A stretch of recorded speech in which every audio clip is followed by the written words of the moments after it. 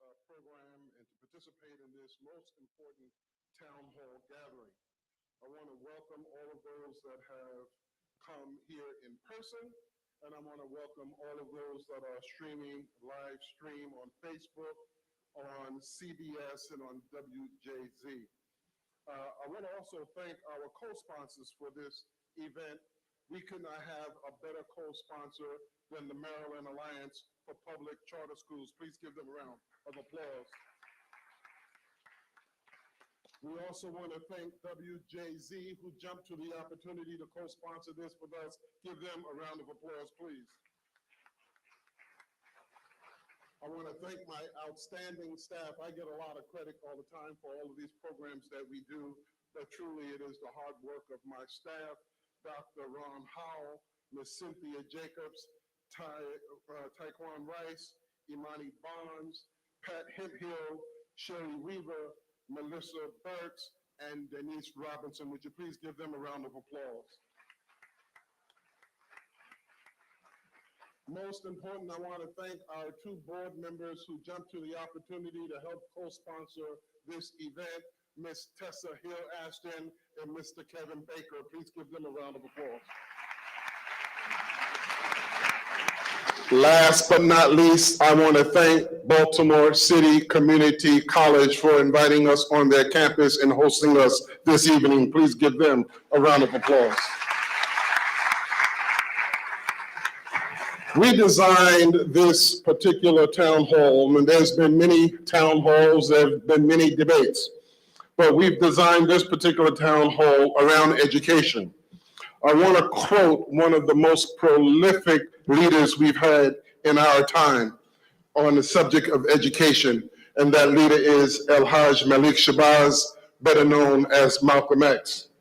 He said, and I quote, "Education is the passport to the future, for tomorrow belongs to those who prepare for it today," end of quote.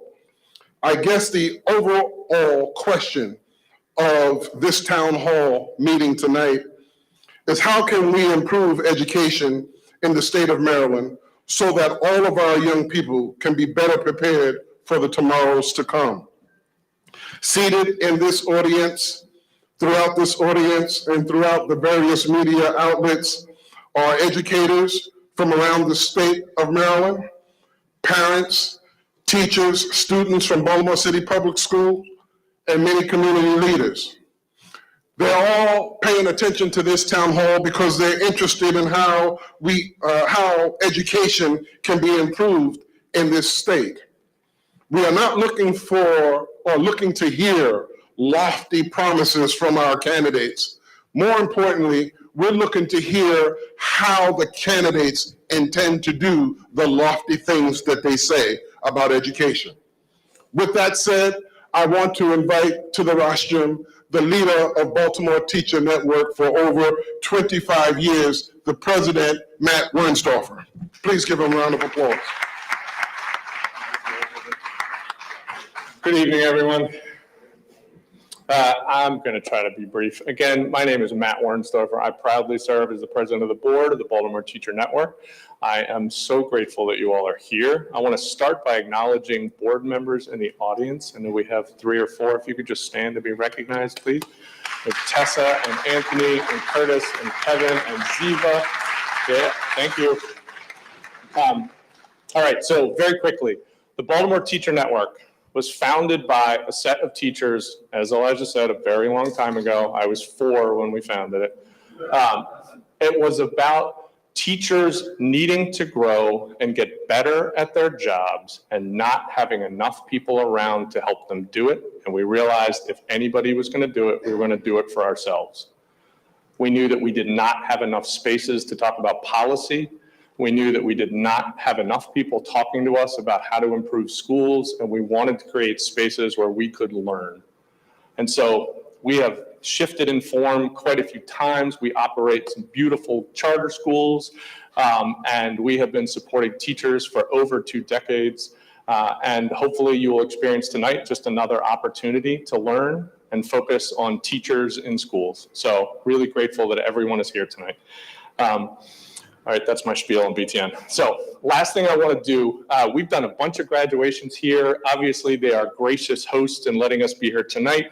I just want to repeat Elijah's appreciation of BCCC and specifically Vice President Michael Thomas. So with no further ado, let me bring Vice President Michael Thomas to the stage. Thank you. Thank you, sir. Appreciate it. Good evening. Just want to take a minute to let you know we really appreciate and we're honored that you've joined us tonight. We are the Baltimore City Community College, and we serve our community. And so we're here to serve. So we hope this won't be your last visit with us. If we can do anything for you, from associate's degrees to our GED program to our workforce programs, in which we also place our graduates in employment. So we're honored to have you. Thank you so much for joining us, and let's have a wonderful evening as we learn from our candidates. Thank you so much.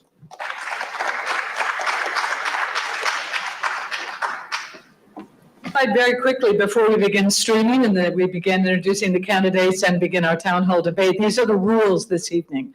You already heard about turning your cell phones off. Please silence them now. That's very critical. No recording or flash photography is permitted except for the cameras that are here. No campaign banners, signs, clothing, buttons, literature, handouts, or other campaign paraphernalia allowed in the auditorium. I don't see any. I think we're all in compliance. Literature only allowed on designated tables in the hallway.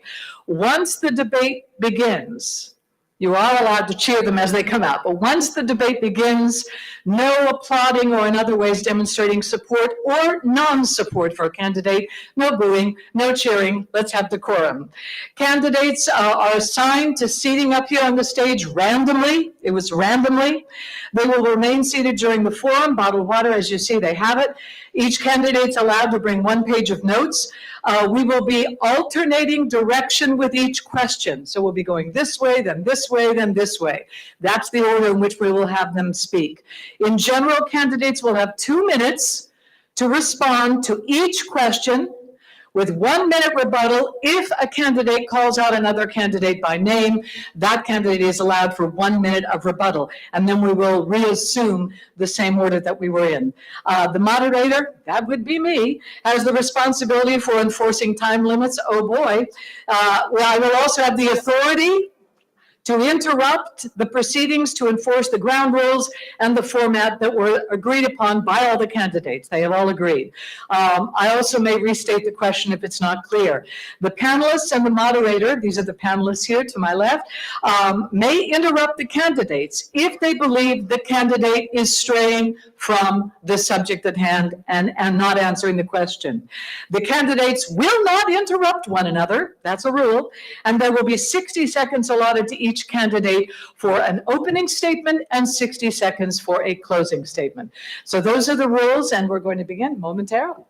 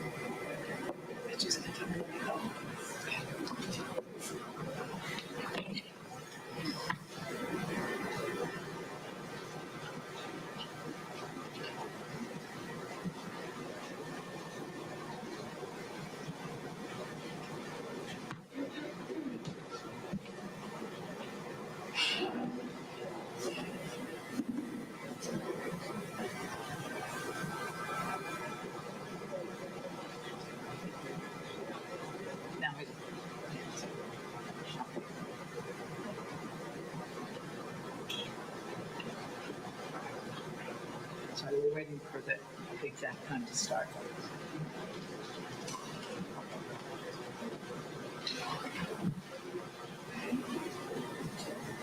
Two and a half minutes, we'll begin.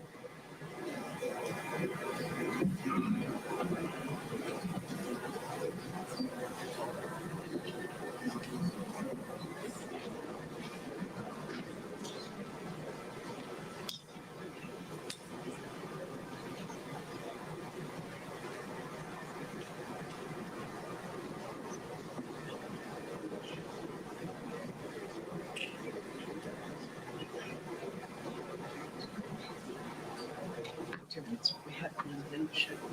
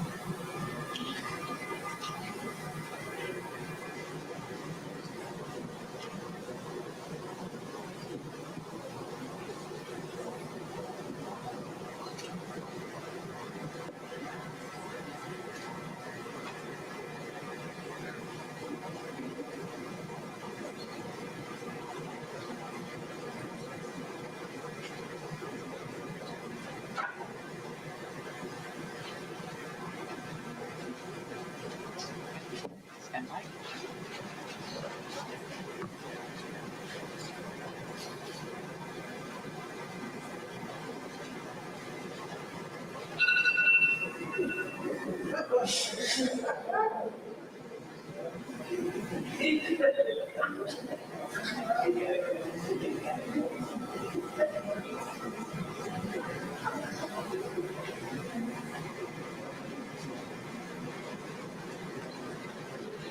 Welcome, everyone, to the Maryland Gubernatorial Town Hall Debate. We want to thank you for joining us, those of you who are streaming on CBS News Baltimore and WJZ.com.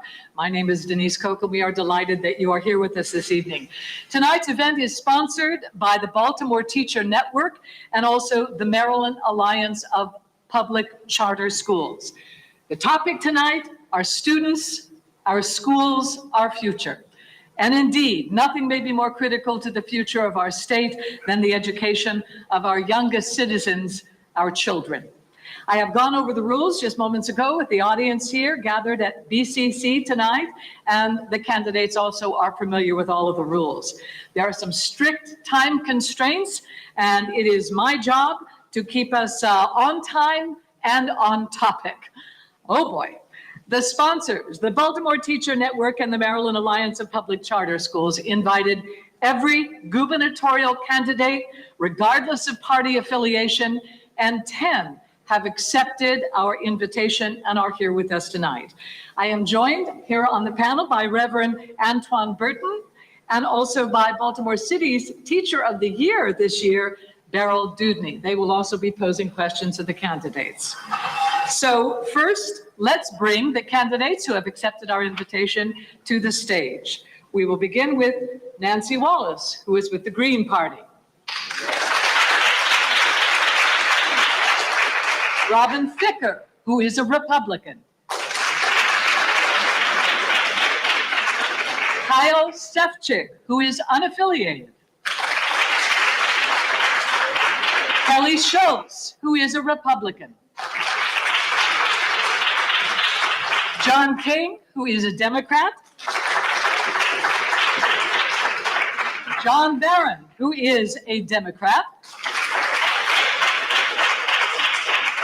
David Lasher, who is a Libertarian. Jerome Siegel, a Democrat. Doug Gansler, a Democrat. And Ralph Jaffe, a Democrat. So these are our candidates. As I said a moment ago, each candidate has now been given a minute for an opening statement, and will begin in the opposite direction in which I introduced them. And we will begin with Ralph Jaffe, as soon as we get the mic on.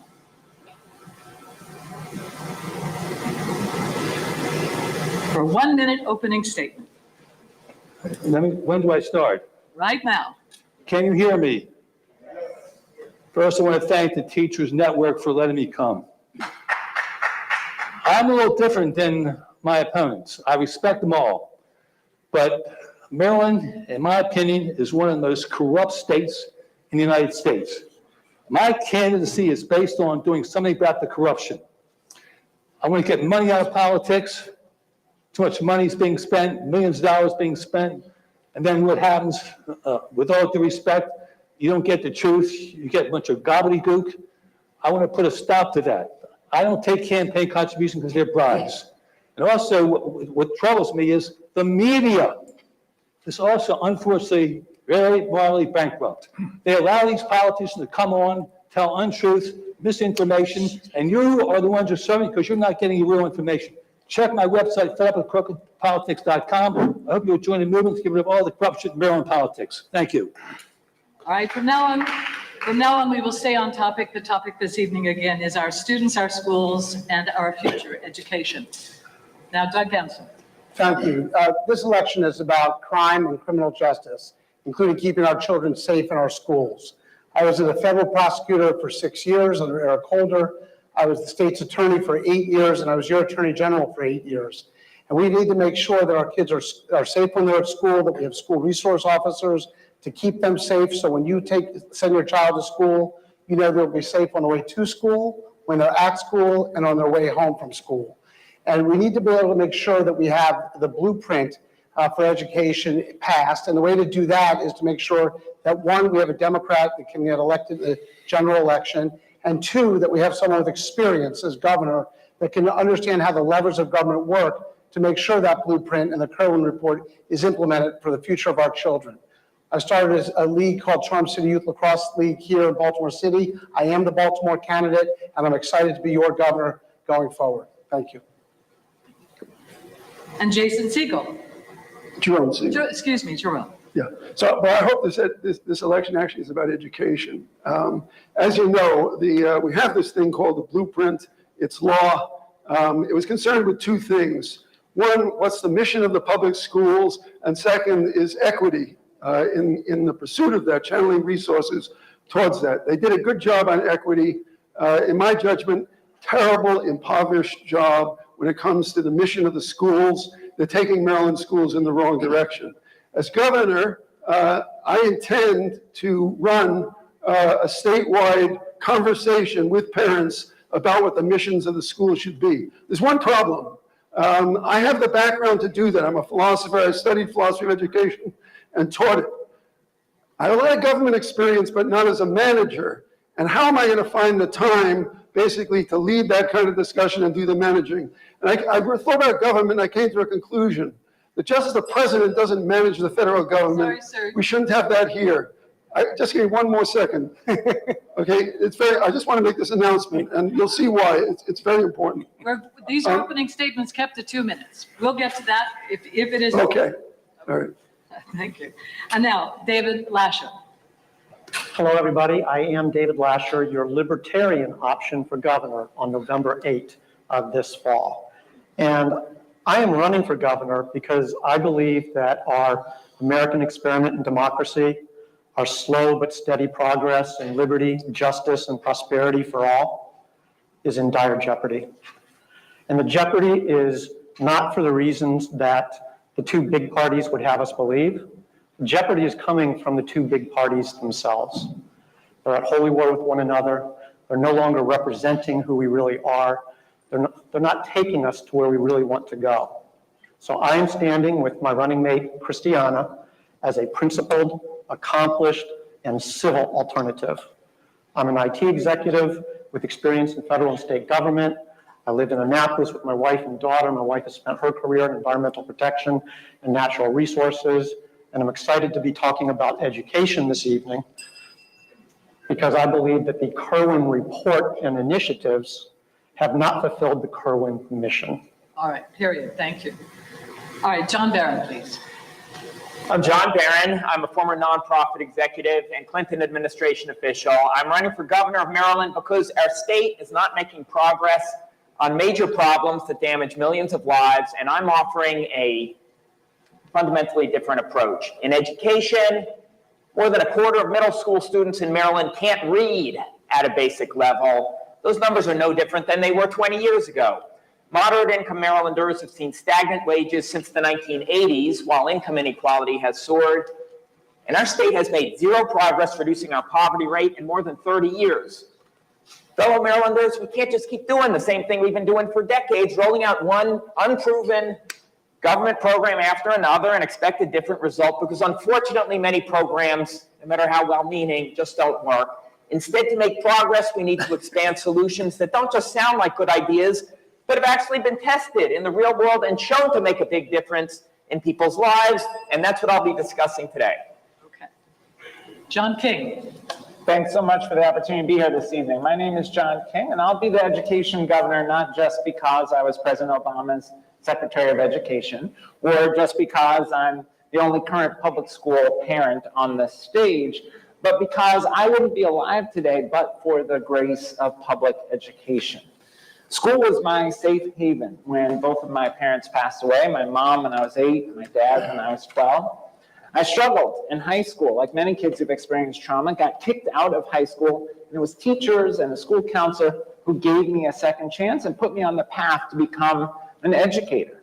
We need a teacher as governor because a teacher will fight for world-class schools for all our kids. A teacher will fight for universal affordable childcare. A teacher will fight to make sure we fully fund all of our schools by asking multimillionaires to pay their fair share. A teacher will fight to make sure that we have housing that we can afford, that we have an economy of shared prosperity. Maryland needs a teacher as governor. Very good, thank you. Kelly Schultz. Thank you. Hi, I'm Kelly Schultz, and I am looking to be your next governor. Listen, I was a product of public schools when I grew up. Both of my boys were products of public schools, and my one-year-old grandson will undoubtedly be a product of public schools as well. And this is what I know. We need to be able to make sure that every public school is working. Regardless of the zip code that our children live in, we need to be able to make sure that it's functioning.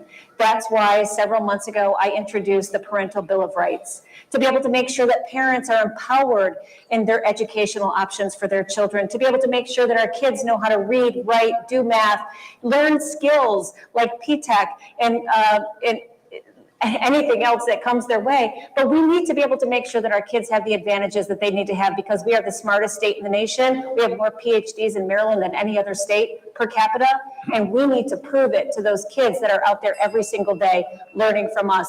And I'm going to be the governor to be able to get that done. Thank you. Kyle Sepchik.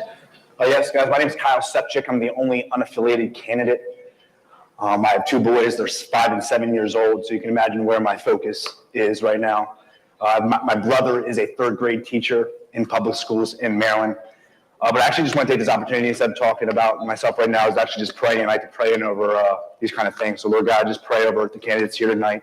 I pray that, we find, wisdom and respect here tonight as we find true ways to heal Baltimore and the education here. Lord God, we pray over the city. I pray over the parents, the teachers, and the students that truly need answers, Lord God.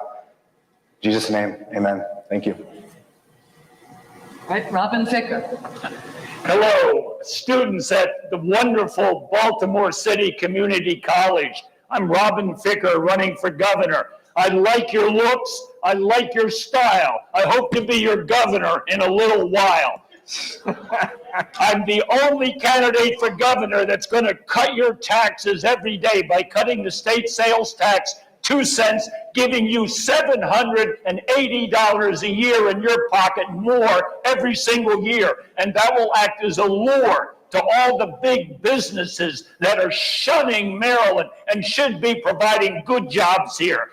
Apple, Amazon, Facebook, Caterpillar, Global Foundries, Google, Intel, Microsoft, Nucor Steel, Samsung, Texas Instruments, Taiwan Semiconductor, Tesla, Toyota, Raytheon have all either made multi-billion-dollar expansions or moved their national headquarters, and I left out Boeing.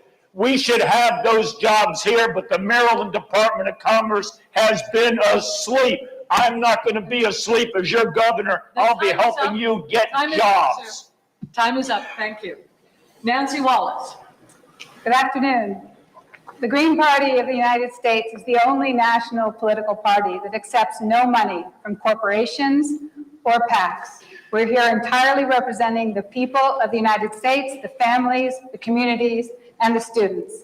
I personally, and many of us, are motivated by a student, Greta Thunberg of Norway. We feel the biggest threat right now, and one of the reasons that students feel disheartened about their future is climate change. So dealing with the climate change issue led by students, such as the Sunrise Movement and the Extinction Movement, are major factors of our bringing reality to the situation of what's going on in students' lives. They need to know that in 10, 20, 30, and 50 years, they'll have food and water and reliable climate. So my emphasis is the future. We oppose police in schools, and I think the Kirwan Commission was a good step, and I also think that we need to reorient the state budget so that education and climate are our priorities. Thank you. Thank you. Okay, now we're moving to the question portion of the evening, and as I said, we went this way, now we're coming this way. So we are going to begin with you, Nancy Wallace. I will throw out the first question here. What do you see as the #1 challenge facing Maryland schools? What would be your first priority regarding education in our state if you are elected governor? I would provide full funding for Kirwan Commission, and I would develop a program in the schools where the students can focus on what they would like to learn in terms of changing their future. I think we need to develop student leaders in terms of social policies, in terms of climate. We have student leaders across the US and across the world on climate. We also have a huge threat that's generally not connected directly with education, which is students' health, child's health. Why is it that the Democratic Party allowed arsenic to be put in the food of chicken farms in Maryland, which went right to our food, our dinners, and our stores? Why did they allow that for 30 years, knowing that arsenic would accumulate in the meat of the chicken and our tissues? Just recently, a few years ago, did they stop that? Why do we allow PFAS, perfluorinated hydrocarbons, allowed coming off all of our military installations in Maryland and our fire stations? It's been stopped now, but we still have a residue. Why do we allow these toxic chemicals, pure poisons? Why are they not stopped? Green Party doesn't take any money from any of the industries that are regulated. If we don't allow judges to take money from people coming before them with cases, if we don't allow the executive branch to take money from people coming before commissions, why do we allow the legislatures?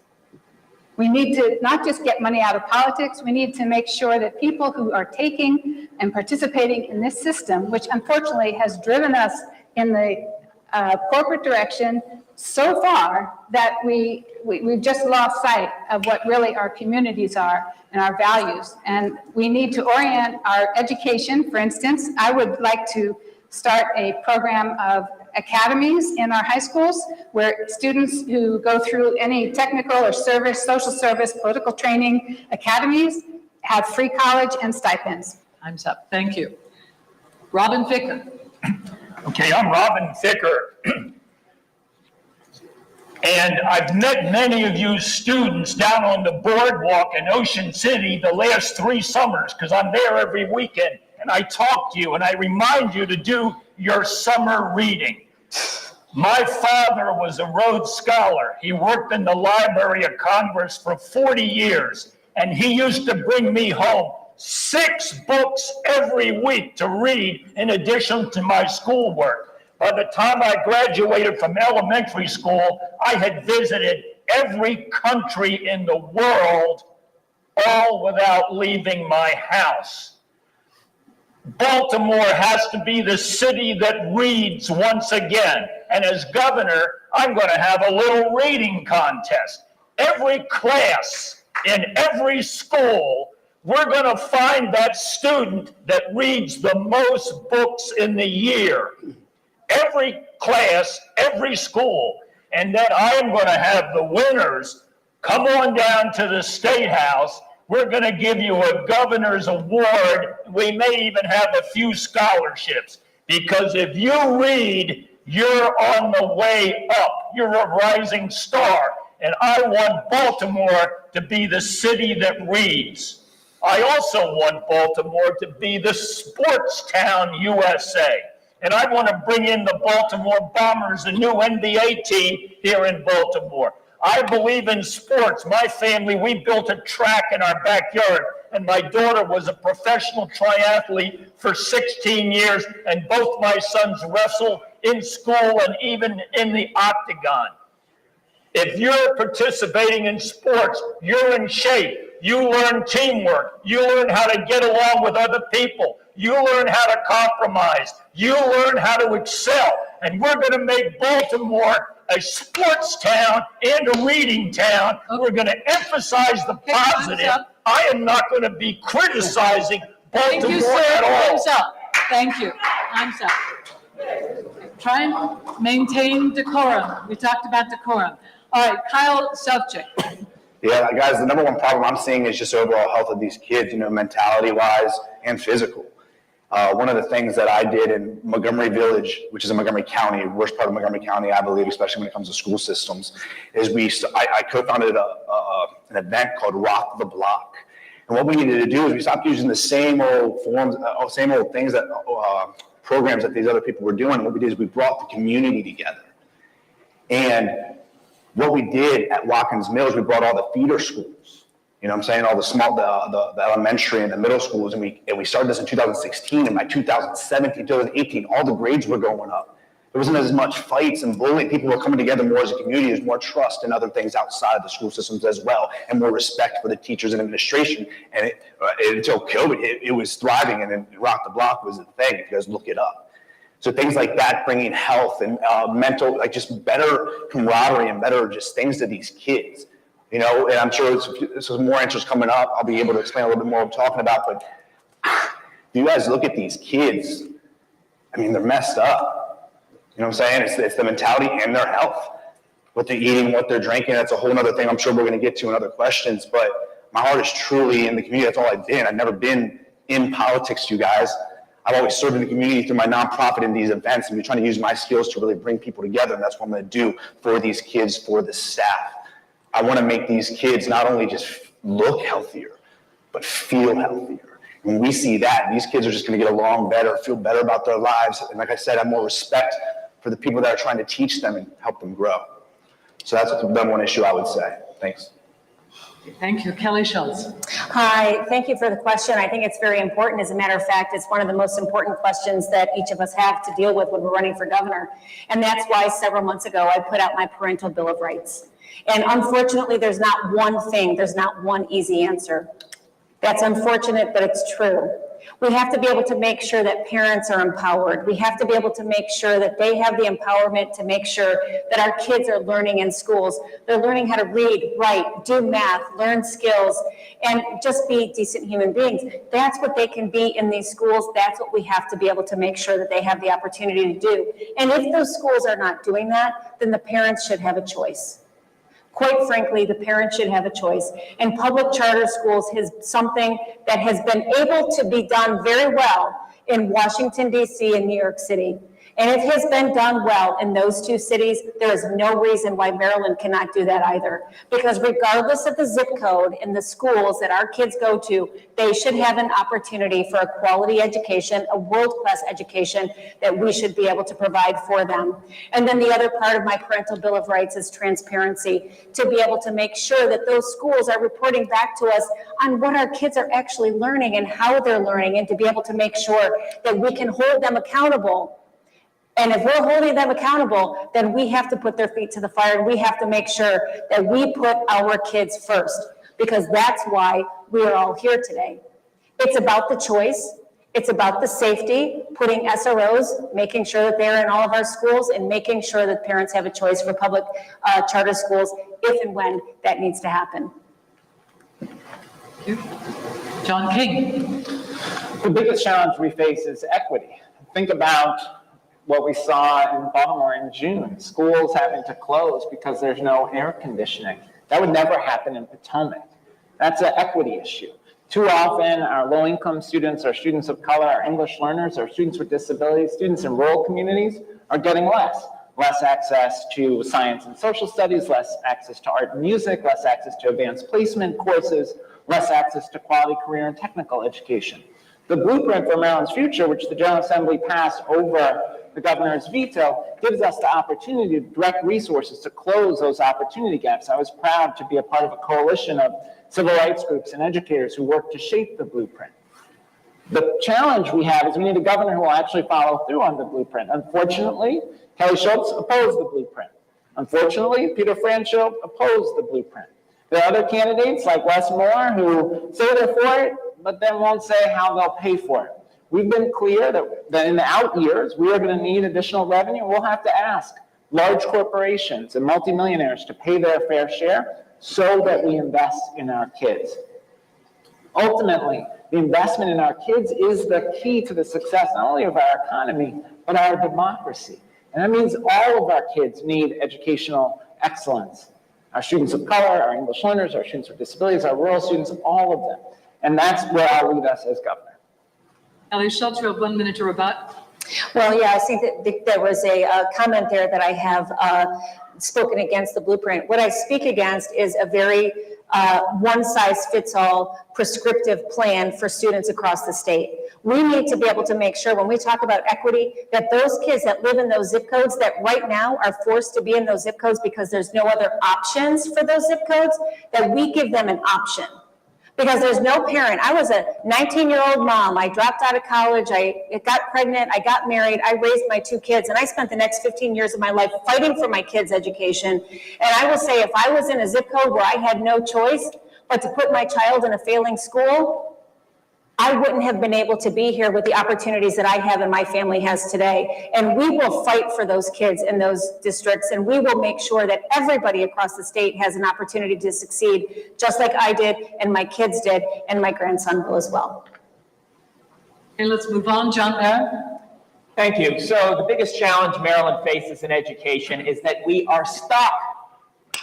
I mentioned more than a quarter of middle school students, 8th graders in our state can't read at a basic level. It's also true that more than a third can't do basic math. It is also true that those numbers are no different than they were 20 years ago. Even though Maryland saw a major rise in education spending during the 2000s, about a 40% increase in education spending per pupil adjusted for inflation. Yet that increase, as the Kerwin Commission found, did not translate into improved student outcomes. And the reason is pretty straightforward. Many well-meaning programs in education don't work. They don't improve student achievement. An example, we spend $50 million a year on teacher training programs across the state. The vast majority of those have no effect in improving reading or math or other scores.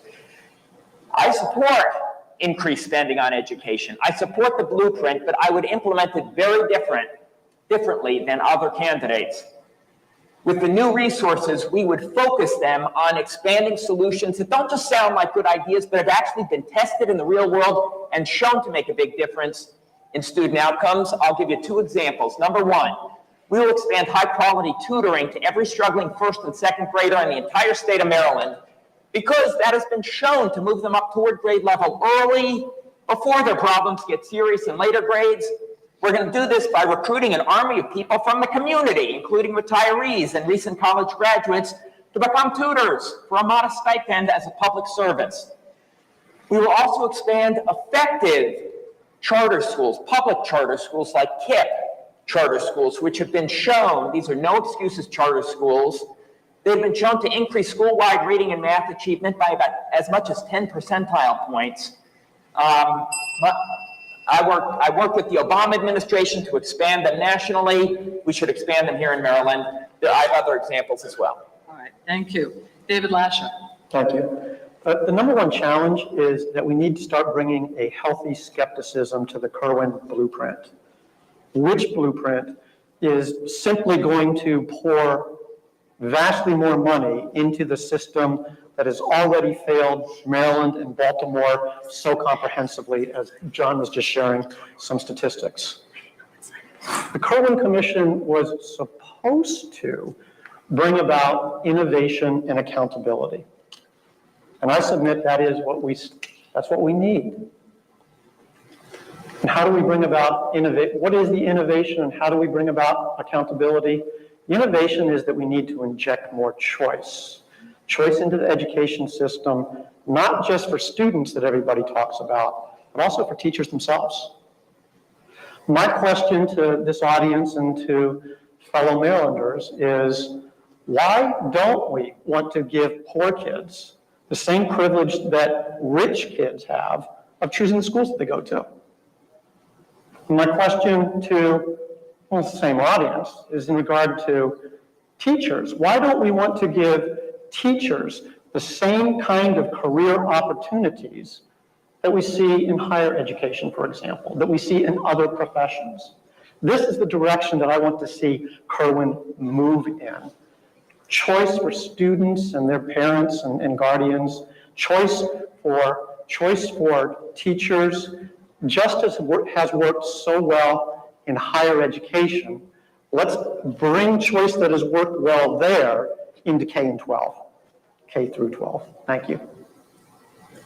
Jerome Siegel. The single biggest priority is a lack of our understanding of our own history. We don't know who we are. Ron DeSantis is focused on something he makes fun of, called wokeism. And he's rallying the right and waging the cultural war against people in the North who are concerned with being woke. Well, being woke is in fact what school is about. It's what education is about. It's about learning who you are and who you've been. And this country, as a matter of fact, not black children. Black children actually know more about who we are and the history of this country than white middle-class people do, because they live it. What we don't know in this country is our history.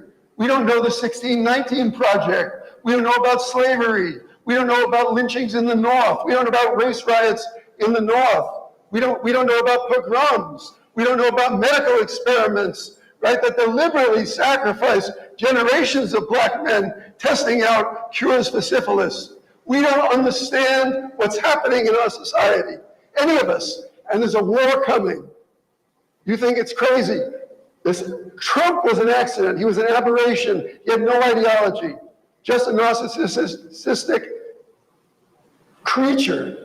But behind him, there are people like Cruz and DeSantis, people who've clerked for the Supreme Court. Focused on Maryland education, sir. Maryland education. Oh, pay attention. You'll get it. You will get it, okay? What I'm saying is that the single biggest thing that we've got to do in education is shift away from the blueprint focus on X, Y, and Z, and instead focus on history. Because you can't do one thing without giving up another. When you start talking about giving up, it's a big question. Are you going to give up math? I would say, now, my view on it isn't what's important. What's important is the dialogue with Maryland's parents. And that's what I'm interested in as governor. I'm listening. How do we have that dialogue?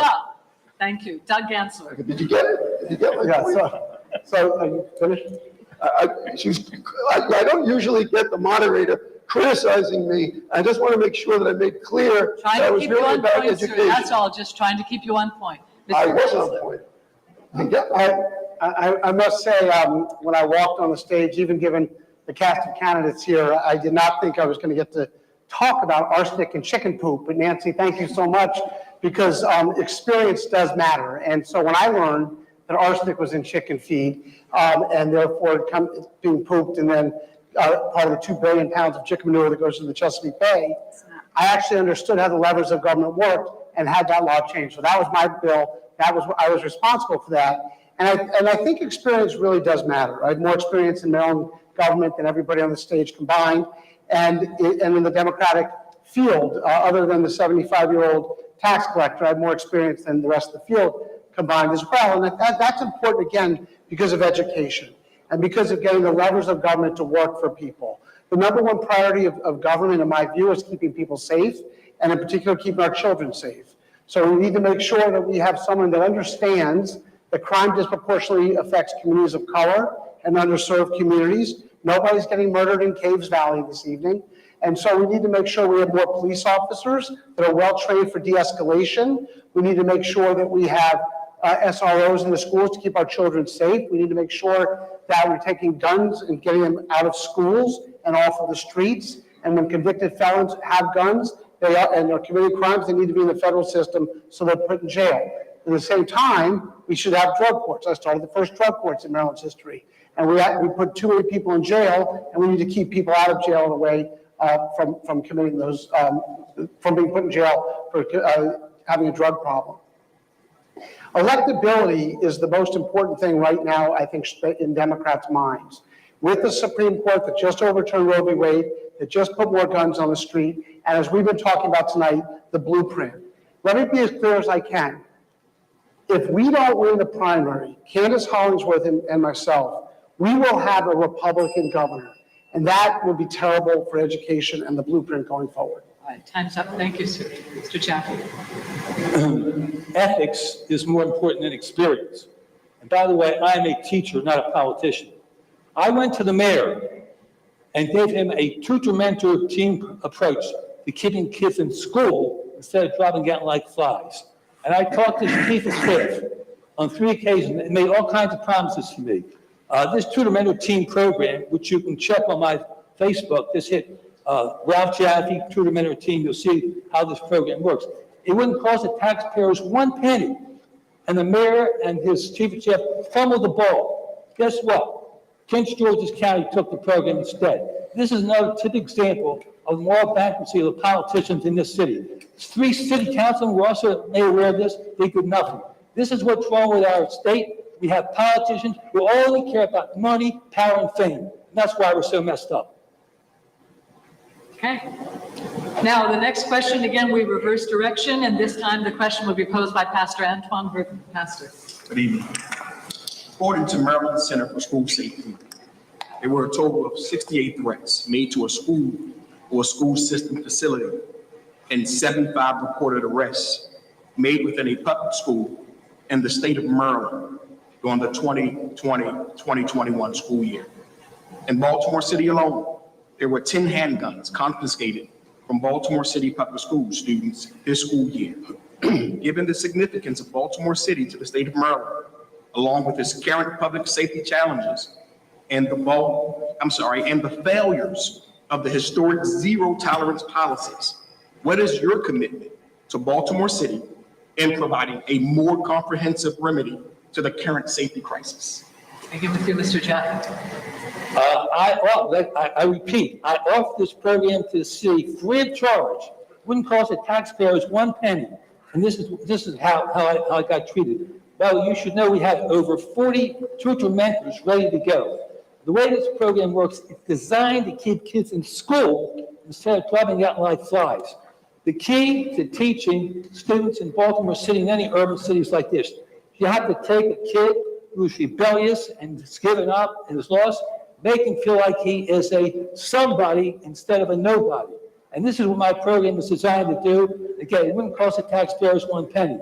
So what you will see is you will see the biggest reduction in crime if we can get this tutor program started so we can get these kids on the right track. This is what the tutor team mentor program is all about. Mr. Gansel. I was a prosecutor for 22 years, keeping crime down and lifting justice up, beginning when I was the head of the NAACP Criminal Justice Committee in Montgomery County in 1989, working on criminal justice issues. I was the chief law enforcement officer in Montgomery County, 1.1 million people, most diverse county in the state. We had 13 murders a year. As I mentioned, I'm the Baltimore candidate. I'm not only wearing my Birds tie tonight because of that, but because of finally winning, and it's been taking a couple decades to get there. But we need to keep people safe here in Baltimore. Almost 400 people are dying a year, depending on how you count murders. But it's almost 400 people, and every other crime is occurring as well. And people are moving out of the city. Businesses are moving out of the city. It is dragging our city from going forward. And we need to have somebody that has experience fighting crime. There is nobody else on this stage or in the Democratic field or in the Republican field that has 1 ounce, 1 bit of experience in criminal justice. So we're going to make Baltimore safe. That is going to be our #1 priority. I love this city. I started, as I mentioned, Charm City Lacrosse 12, 13 years ago. We have 500 or 600 kids in it, making sure we educate them in sports, but also off the field. I first came to this campus, BCCC, when I started Year Up here in Baltimore. I worked first, developed, we partnered with BCCC to make sure that people could get jobs and away from crime. I'm part of College Track, which is helping kids get out of schools and go to college. And I think it's really important to recognize, again, Governor Hogan has done some really good things as governor. People really like him. Baltimore is not one of them. He's neglected Baltimore, and the crime situation has gotten out of control. Only recently did he finally put some money toward the issue. We need to provide resources for this city, and we need to make sure our schools are safe so that when you send your child to school, you will know that child will come home at the end of the day. Jerome Siegel? Yeah, I'm going to give a short answer to your question and then go back to what I wasn't able to finish before. The short answer with respect to schools and violence is that the schools are the place in which we have to go deep from the very earliest ages in terms of how do people resolve disagreement? How do they resolve argument and fights? Do they go to ultimately to violence? And we're talking about a culture. It starts at the very earliest ages. It actually starts before kids even get to school.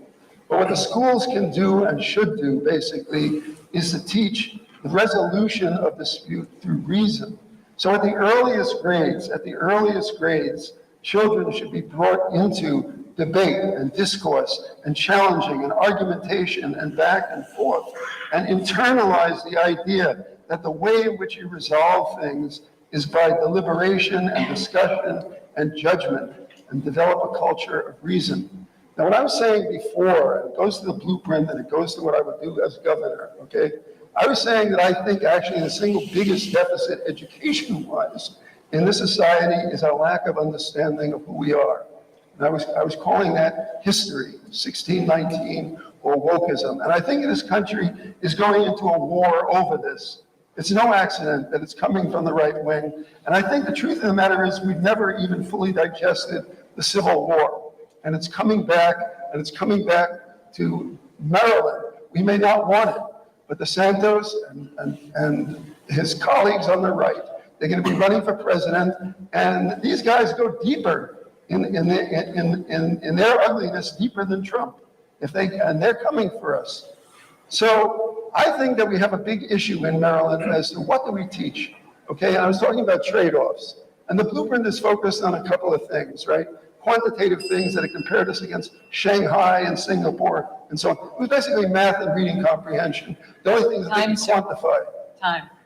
Thank you. David Lasher? Thank you. So for school safety, I think that resource officers in the schools are very important, not the kind of resource officers that I had when I was in high school, but Harvard-trained ones. The community wishes for the resource officers to be armed. That would be their discretion, but resource officers, I think, are part of the equation. I think that, and I'm the libertarian calling for some funding here. This is an important issue, right? And it's important not to be dogmatic. And so funding for school security in two respects, not just partly physical infrastructure, right? But also training and making sure that in the moment of a crisis that everybody, teachers and administrators, especially school students too, though, they know what to do, right? I think that kind of training needs to occur. When I was listening to your question, what I was really thinking about is something that no governor can bring about himself, herself. It would be, we need to adopt tactics to achieve the vision of creating environments that are conducive to learning and teaching within the schools. Environments conducive to learning and teaching. When I talk to teachers, do they want to get paid more? Yes, I mean, everybody wants to get paid more. But when I talk, to teach is to have an internal mission. And what teachers want is for their administrators to stand up for them. Teachers want to be empowered, and that's what we need to do. I'm not saying I know how to do it, but I would say that every policy that would run across a Lasher administration desk would go through that lens. And then finally, one last point on violence. If you really are serious about ending violence and beginning to restore hope, in Baltimore especially, you have to end the war on drugs. That's the radical step that needs to be taken that nobody is talking about. Thank you, sir. Time is up. For John Barron. Thank you. So people have a right to feel safe in their homes, in their community, when they send their kids to school. The kids have a right to go to school to learn and not to feel like their lives or their safety is in jeopardy.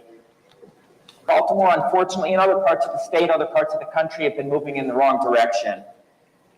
We need a governor who will move beyond the rhetoric of let's get tough on crime, on one hand, the empty rhetoric, and on the other hand, isn't saying we have to wait 10 years to address all the root causes of crime. We need a governor who will act urgently and effectively based on the evidence about what actually works to address crime. Here are two concrete things that I would do as governor. Number one, we have good gun laws in the state of Maryland, but there's an area where we are lacking, where we can do more, and that is in the area of safe gun storage. Most school shootings in the United States over the past 20 years have been carried out by youth who got a hold of their parents' guns or the guns of a relative that were not secured. There are other states, Massachusetts and Oregon, that require gun owners, when they're not actually using the gun, to have that gun stored and locked. We should be doing this in Maryland. There's evidence from a study in Alaska showing that when people are required and offered an opportunity to have safe storage, they actually use it. It results in a much higher rate of safely stored guns. What would that do? It would prevent many school shootings, not all, but many, of youth who get hold of their parents' guns. Also, youth suicides. We've had an epidemic of suicides. They're up about 25% over the past 15 years in Maryland. Most are carried out with firearms. Many of those could be prevented with safe gun storage laws. One other major step I would take to improve safety, public safety in Maryland, is to partner with Baltimore officials on a crime prevention strategy that I'll discuss later, called Focused Deterrence, which focuses on multiple people who have multiple violent offenses. Thank you, sir. John King. You know, as a teacher and principal, I lost students to gun violence, sat in the living room of moms mourning the loss of a child. So I know firsthand the stakes of this conversation. But we're fooling ourselves as we think the solution is just policing alone. We need a strategy that's broader than that. We need a strategy that is policing plus mental health services, policing plus addiction treatment, policing plus jobs programs for teens in the summer and apprenticeship programs for young people who are disconnected from school, policing plus reentry programs for folks who are returning home from incarceration, policing plus violence interruption programs like Safe Streets. When it comes to schools, people are misrepresenting the facts if they say that armed police officers within school buildings would be better. The fact of the matter is the evidence is clear that armed police officers in schools feed the school to prison pipeline, increase the likelihood that particularly students of color will be arrested, will end up in prison. They increase the likelihood that students will be expelled or suspended from school. Now, what we need is a comprehensive approach within schools. There can be school security staff that work for the school district who see themselves as part of the educational process, but then we also need school counselors and mental health services for kids and families. We need programs after school and in the summer to keep kids positively engaged. We need programs in the community like rec centers that help kids find positive outlets. If we only pursue a strategy of SROs, we will exacerbate the school to prison pipeline. And unfortunately, that's what other candidates in this race on both the Democratic and Republican side are calling for. It's the wrong direction. Kelly Schultz? Thank you so much. And sir, I very much appreciate your question because it's a really valid question. And I think it goes to the heart of why we're all here, all of us on the stage and everybody here in the room. Listen, the safety of our children is the number one priority. I reject the fact that somebody can say that it's rhetoric. This is not rhetoric. This is life and death. These are our kids and our grandchildren that we're sending to schools right now that are in a struggle. And it's up to all of us to be able to find solid solutions to what those struggles are. And there's not going to be one simple answer, but I can tell you that if you have safety, security measures at a school where there's going to be a potential problem, you are part of the solution.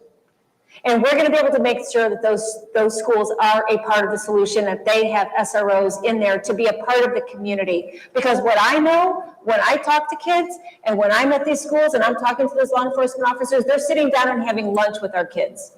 They're learning about what they're doing after school, and they're understanding what happens every single day in their lives, and they become a part of their community. That's what we're going to do. And when I talk about my three main priorities in this campaign, it's very simple. It's safety, it's steady education, and it's prosperity. But you cannot have one without the other. You cannot have a great education system if you don't have great safety in order for those that are going to the school in order to be able to benefit from that. And you cannot have prosperity if you don't have parents that can walk down the street with their kids to go to the park without getting hit by a stray bullet. So our safety and our security type of platform is very simple. We are going to treat the criminals like criminals and the police officers like heroes, because that's who we need to be able to focus on, and that's the type of society we need to be able to raise our children in. And we need to be able to continue to move forward. Yes, we need to have stricter gun laws and make sure that criminals are in jail, and we'll talk about that a little bit later. But thank you, sir, very much for your question. Kyle Selchuk. Hey guys, you guys see it. I see it as well. I run summer camps, basketball camps. I own 2 gyms. I'm with kids programs all the time. I actually have kids programs in public schools. If we don't do something very serious to make these kids safer, things will get worse. You see it. You see it. What these kids are watching and listening to and where their heads are at. There will be worse if we don't do something about it very seriously. I own a company called Black Rock Tactical. What I've been doing for the last 6 years is traveling across the country, preparing teachers and staff for school shootings. I've been taking this serious. You can look it up. Look up Black Rock Tactical, Kyle Sepchik. This is what I do. I go to schools and hospitals, and we prepare people for these situations that unfortunately right now are inevitable. I also have a private detective license. I have my badge on me right now. I own 2 gyms, like I said. I fight professionally in MMA and teach self-defense all over the state, not just my gyms. You can imagine my mindset when it comes to safety and security, especially for the 2 most important things to me in my life, my children.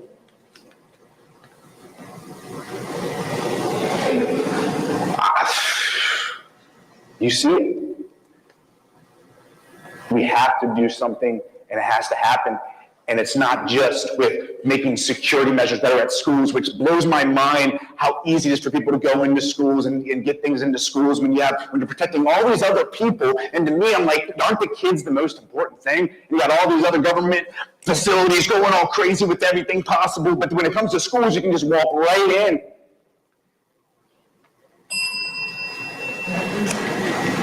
Robin Ficker? Oh, I think it's attitudinal. It starts with the governor. You've got to have a governor that has the right attitude. I don't believe there's a bad kid. I think we all should transfer hope to our youngsters. I believe every day is another chance to excel. Maryland is not a namby-pamby state. We're not a wallflower state. Let's talk about Arizona for a minute. Do you know that the governor there, Doug Ducey, who's a friend of mine, just brought in the largest private investment in Arizona history, a $20 billion semiconductor plant in Arizona. And Intel just put a $20 billion semiconductor plant, the largest private investment in Ohio. Why didn't they build that $20 billion plant in Maryland to take the place of Bethlehem Steel that was gone a generation ago? Those jobs would pay up to $60 an hour to make semiconductors. Every squeegee kid would be over at Intel trying to get a good job. We need jobs here in Maryland, and the big companies have been shunning our state. And that's not going to happen when Robin is governor. We need violence in our schools. We need football. We need soccer. I was disappointed when the Maryland University lacrosse team only won every game by 5 goals. They should have won by 10. Make our schools a sports state. That's where you have controlled violence. I used to work out with the greatest of all time, Muhammad Ali. He was violent, all right, at the right times in the ring, but he wasn't violent in school. We need to control. You've got to set a good example for the kids. I'm going to ask every kid I see as governor, sir. what did you do to excel today? Time. Thank you. Nancy Wallace? The question was, what are some comprehensive approaches to dealing with violence in schools? And I would say 5. First, we need to solve the community problems which our kids are taking into school. They don't just bring up by themselves. They might occasionally with friction, but fundamentally, we're having people come into schools who are frustrated, who don't see a future for themselves, don't see that future connected with schools, and who don't understand how to peacefully resolve conflicts in a way that maintains their own self-respect and pride. So I think addressing the systemic racism in our society, if you look at the cities across the United States, including all of them in Maryland, the downwind residential areas, the urban areas are the poor and minority areas. The upwind areas are the upper class and the white areas. That systemic racism in housing has continued and is one of the drivers that is the community context for this violence. We also need the kids to have a confidence of their capability to have a real future. So Green Party supports, I absolutely strongly support, the free public college, 4-year college. Countries in Europe are offering this. If they can do it, and we're supposed to be a richer country, why can't we? We can do this. And then we also, number 2, conflict resolution. I agree with the predecessor speaker who said teaching conflict resolution, but what I didn't hear was consensus. There's a lot more to conflict resolution than just not fighting for another day or 2.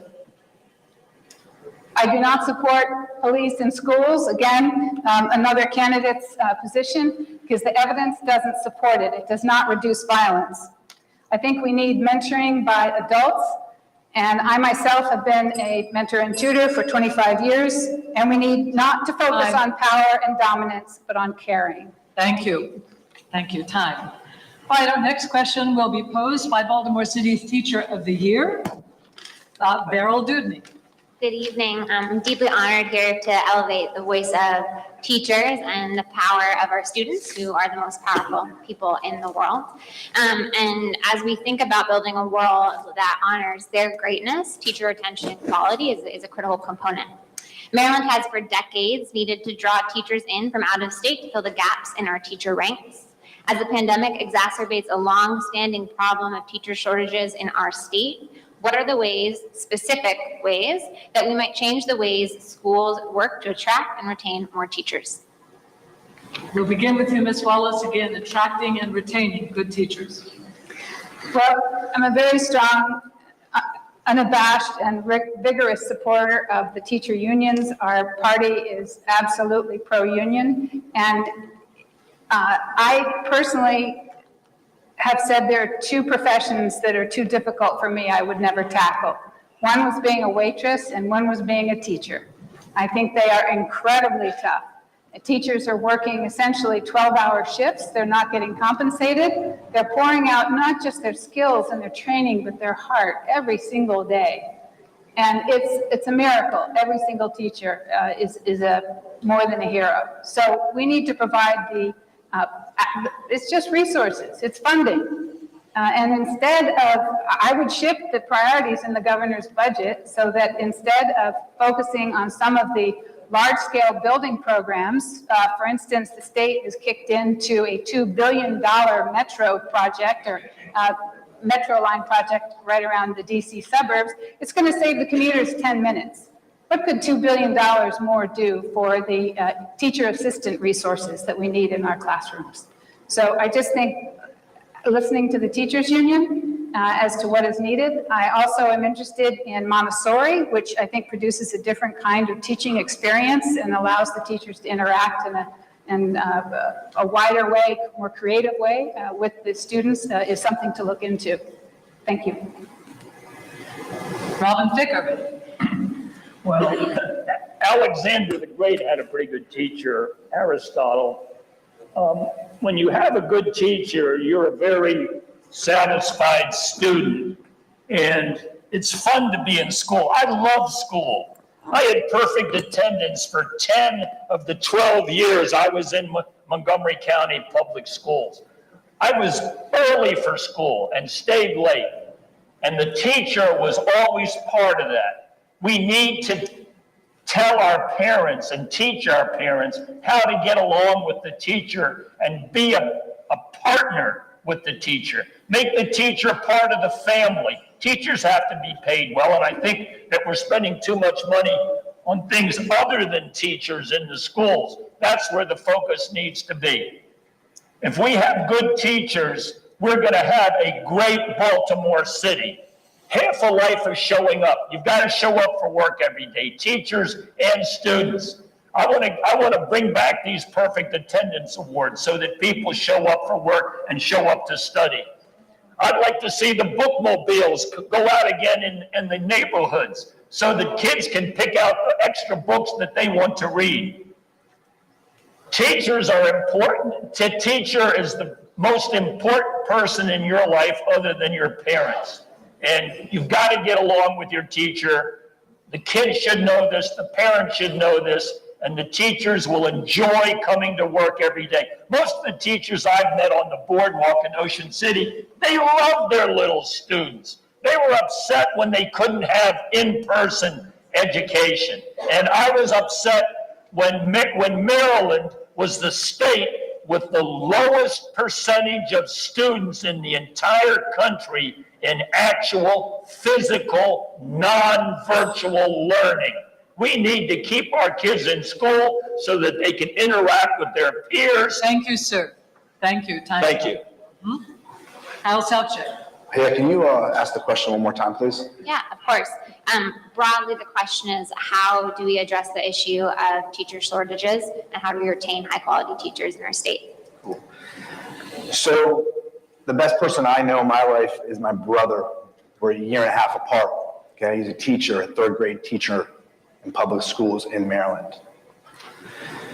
So I hear a lot from him. Of course, we're connected throughout the community with many other teachers, throughout the state with many other teachers, and knowing how, and even a couple people up here on stage know firsthand how difficult it is more than ever to be a teacher, especially here in Maryland.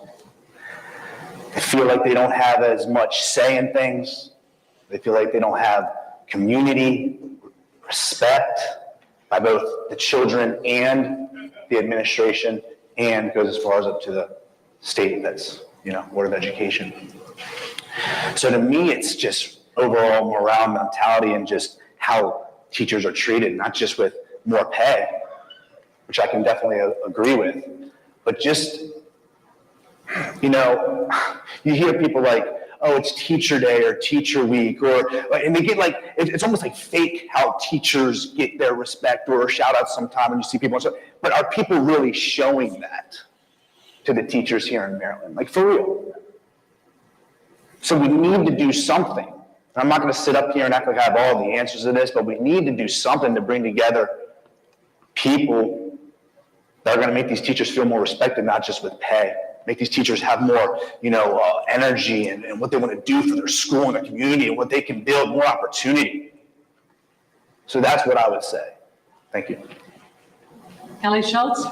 Thank you so much, and congratulations on being Teacher of the Year. Belongs to students. Good answer. You should be up here. Listen, I just want to say that in terms of the state of Maryland, teachers in general have a pretty good place in the state of Maryland. We have given record funding year over year to the educational system. Teachers in Maryland are in the top 10 states as far as pay is concerned. But I served as 4 years as the Secretary of the Department of Labor. And I know what it takes to retain and attract and maintain anyone from any industry. And it comes down to a couple of things. It comes down to your pay, it comes down to your value, and it comes down to what your employer is willing to do to make sure you're there. And then there's the enjoyability of your job, right? So teachers, plumbers, electricians, engineers, it doesn't matter. And it all comes down to something simple. It's being able to make sure that people are valued. And we have the same conversation when it comes to law enforcement officers and the shortage that we have for them that want to do their jobs and teachers. We know with my Parental Bill of Rights, one of the big major parts that we talk about is the way that school systems have their transparency and the way that they spend their money. We as parents and grandparents want to be able to make sure that the increased funding and the record funding that we put into the school systems, it's actually going to go down to the classroom. So that teachers don't have to go to the dollar store or to Walmart or to Target to buy their supplies for their students in the classes. The school systems get that money that can transfer into the school systems, and it can help teachers out every single day. It's the little things that are going to show those young people that want to get involved in an industry, which we call education, to be able to want to provide them for a future, because they need to know that they can make a difference in somebody's life. That's what the Parental Bill of Rights is all about, and I look forward to having a further discussion. Thank you. John King? As a lifelong educator and as a public school parent, I'm very worried about the teacher shortages and teacher turnover that we're seeing. A number of things we need to do. One, we need to raise teacher pay. The blueprint commits to raising teacher salaries. I propose accelerating that so we get to a starting salary of at least $60,000 across the state starting next year. But pay alone is not enough. We also have to address working conditions issues. I was in Prince George's County not long ago talking to a school counselor who's responsible alone for supporting 700 students and families. That's impossible. That's a working conditions issue.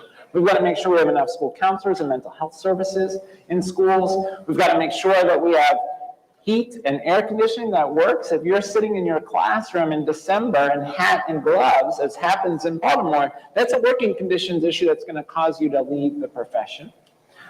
We've got to make sure that schools support the education support professionals, the paraprofessionals who make schools work. Pay raises for them wasn't a part of the blueprint, should have been. I'll make sure that we follow through on that. We also need to have incentives to recruit folks in areas of high need.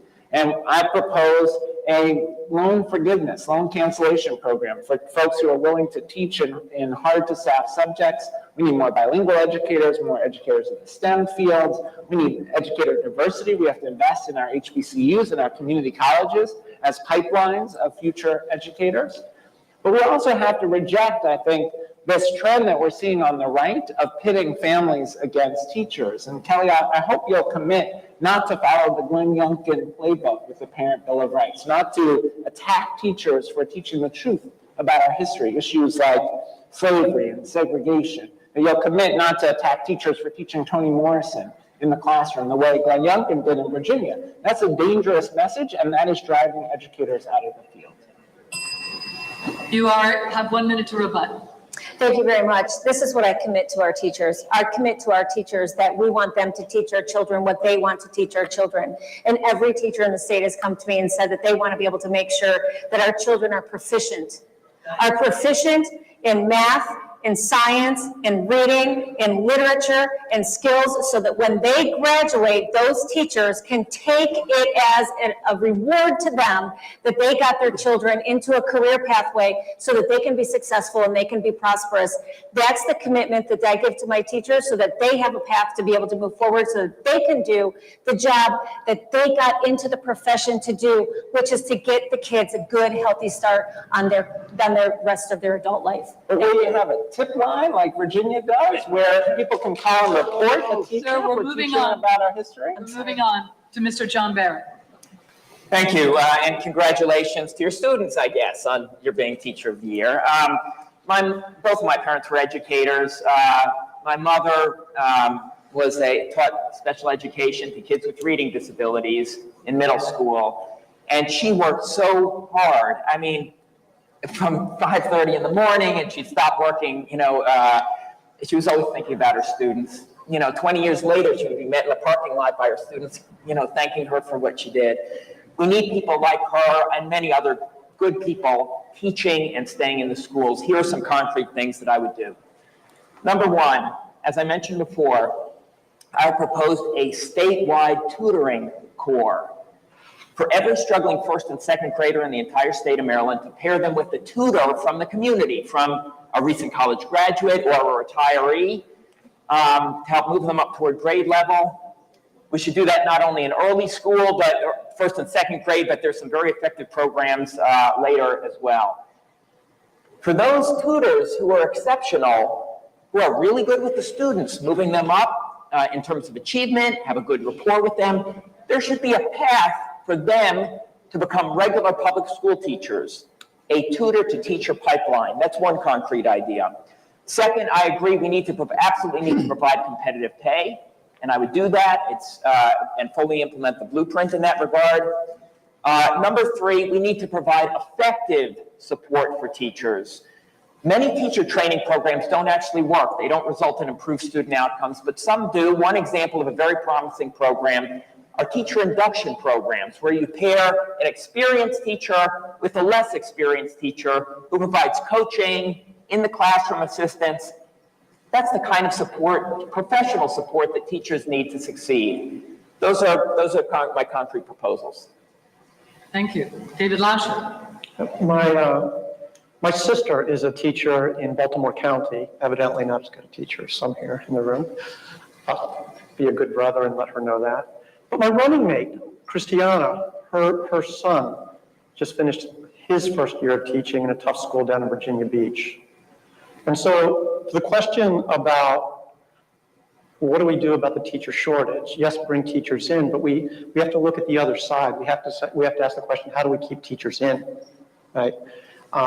We don't want churn. Teacher burnout is a very serious problem. And the conversations that I've had indicate what I spoke to earlier, which is that yes, extra pay will help, but what teachers really want to do is teach, and what they really want is to be supported by their administrations, and they really want to be in an environment that is conducive to learning and teaching. I think that will make teaching better day to day and keep more people in the profession. I think it's important to think about that word profession. I think teaching needs to become a profession like other professions, more like other professions, more like my own profession, IT, which is where if you are a professional, you get recruited. Other firms, so other schools in this case, are looking for the good teachers. You've got schools competing for you. And this happens in higher education as well, right? So that you have career options. So I think the career options for K through 12 teachers is something that we really need to bolster. The last thing that I would add is that for young teachers especially, again, a profession like other professions, we need to make it so that young teachers are not subject to seniority ladders and can become teaching entrepreneurs themselves. Thank and you. with the bell, finish. Thank you. Jerome Siegel. Yeah. So I taught for many years at Michigan, at Penn, at the University of Minnesota, Maryland. a little bit at Maryland. I also taught children.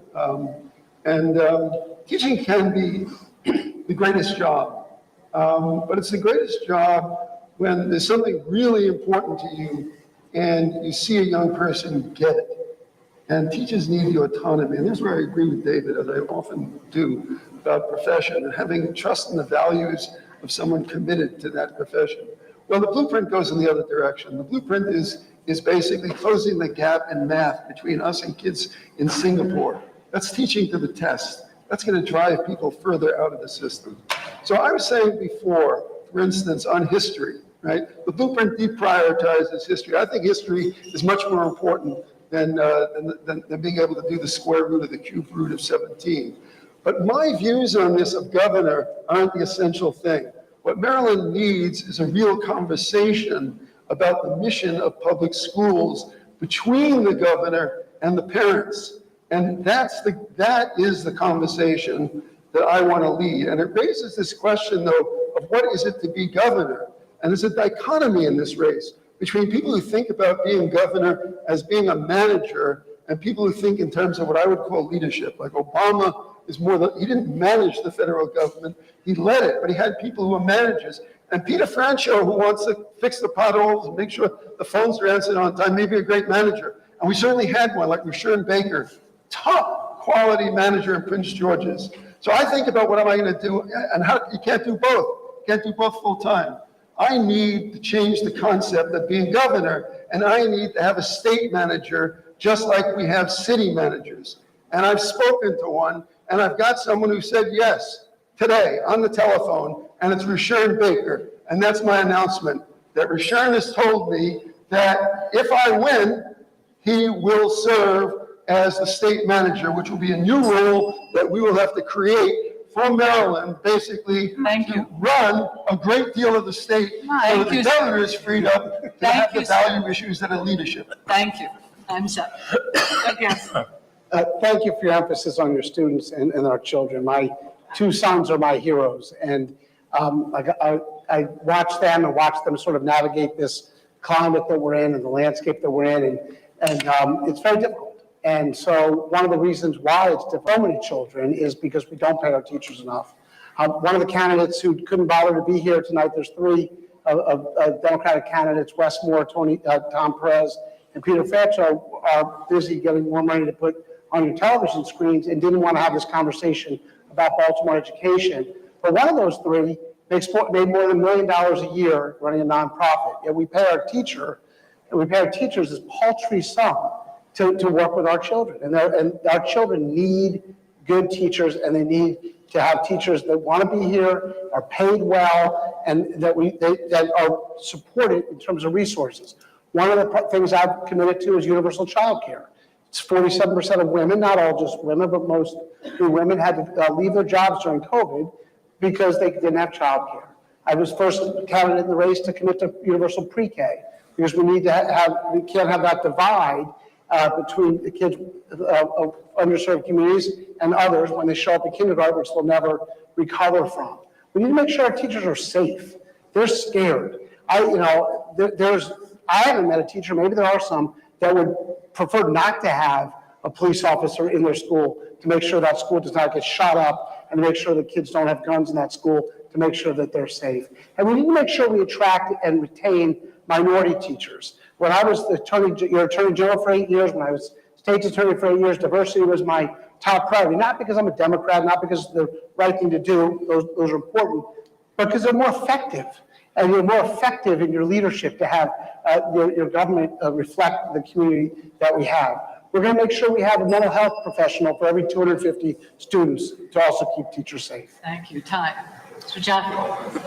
Well, first of all, any person who survives the classroom teaching experience today deserves the Congressional Medal of Honor. That's number one. Number two, I would do this. I would make teachers the real soul of the system, and the best way is to increase their salaries. I would take administrators and let them pay less, let them receive less money, let classroom teachers be motivated to stay in the classroom, give them the pay increases, and let the administrators stay where they are. And finally, with the two-amendment program I'm talking about, the tutoring team would stay with that student until the student either graduates from high school with a job that the tutoring team helped him or her acquire, or if the student wants to go to college, the tutoring team will stay with that student until the student graduates from college. That's what this tutoring mentor program is all. And again, it's free, doesn't cost any money. And finally, I just have to say that the best way that some of my opponents can do to help the situation, take some of their campaign contributions and give it to the teachers who are increasing salary. All right, thank you. All right, moving forward, we're going to limit the answers to 1 minute. Moving forward, I have a question from someone in the audience. Do you have plans to audit the Baltimore City school system to track where state and federal funds have gone? We will begin with Mr. Jaffe. It's a good idea. I think I would definitely support that. All right, Tagansa. Yeah, look, Baltimore, we're the richest state in the country. We're the smartest state in the country. If you're lucky enough to live long enough to graduate from the Baltimore City school system, you still are more likely to not be able to read at an 8th grade level than you are to be able to read. So obviously we need to do something. And we need to make sure that we have vocational training available. We need to make sure we have the mental health licensed professionals I talked about. But do we need to audit the system? Yes, in the grand scheme of things, we need to audit the system going forward and hold whoever's accountable for the travesty that's going on right now in Baltimore City, where people don't want to be here because they're afraid. Businesses leave here because people aren't coming here, and we need to keep our schools a place to where people want to come move into the city where they feel safe and have good schools to send their children to. And so we need to look at it. We need to actually roll up our sleeves. Somebody who's actually been in government, made the levers of government work, and get everyone in a room with the stakeholders and develop an audit in the long term of the Baltimore City schools. Thank you. Jerome Siegel. Yeah. Of course, everybody's in favor of an audit. Look, there are a whole series of managerial words: audit, evaluation, accountability. It's all modern management, right? But what it obfuscates is the value question. The question is, the issue isn't that people are running away with bags of money that should be used for something else. It's basically that we spend our money for the wrong things. And then the question is, what are the right things? Well, you don't know what the right things are until you get deeply into value questions. So the audit that we need for our schools has to be based on something, which is, what should our schools be doing? We don't want to waste our money, but we're wasting our money actually if we're devoting our educational resources to things that aren't important and are letting things that are critical slip away. And we as a society haven't really deeply wrestled with really what is important. And one way to get to that in your thinking is to think about what goes on in schools, right? All right, I'll say more about this next time. Thank you. Mr. Lasher. So transparency and accountability always, therefore audits, yes. The point that comes to mind for me about audits and education is that we have to be mindful about how we use them. The purpose of the audits is not to have a report so that we can sit in Annapolis and beat up Baltimore. That's not why we do audits. We do audits so that we can collect data and work with Baltimore and other communities as partners to bring about better education. So audits for the right purposes, yes.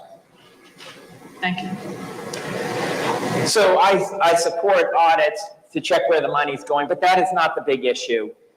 The big issue is that in Baltimore City, the achievement numbers are even worse than the state averages. 50% of 8th graders can't read at a basic level in Baltimore.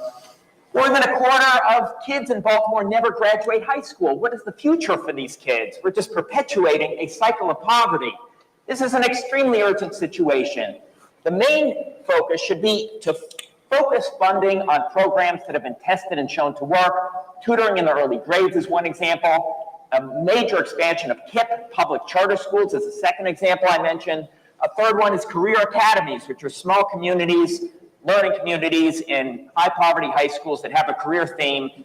They've been shown to increase long-term earnings for kids who go on to college and for those who don't by $3,000 per year. We need programs that are funding programs that are actually going to work, aren't just well-meaning. Thank you, John Barron, and now John King. We certainly need transparency around how resources are allocated, but we have to grapple with the fact that Baltimore has been underinvested in for decades. The schools have been underinvested in, they've been shortchanged, we don't have the school counselors and mental health services that we need, we have schools that don't have working air conditioning and heat.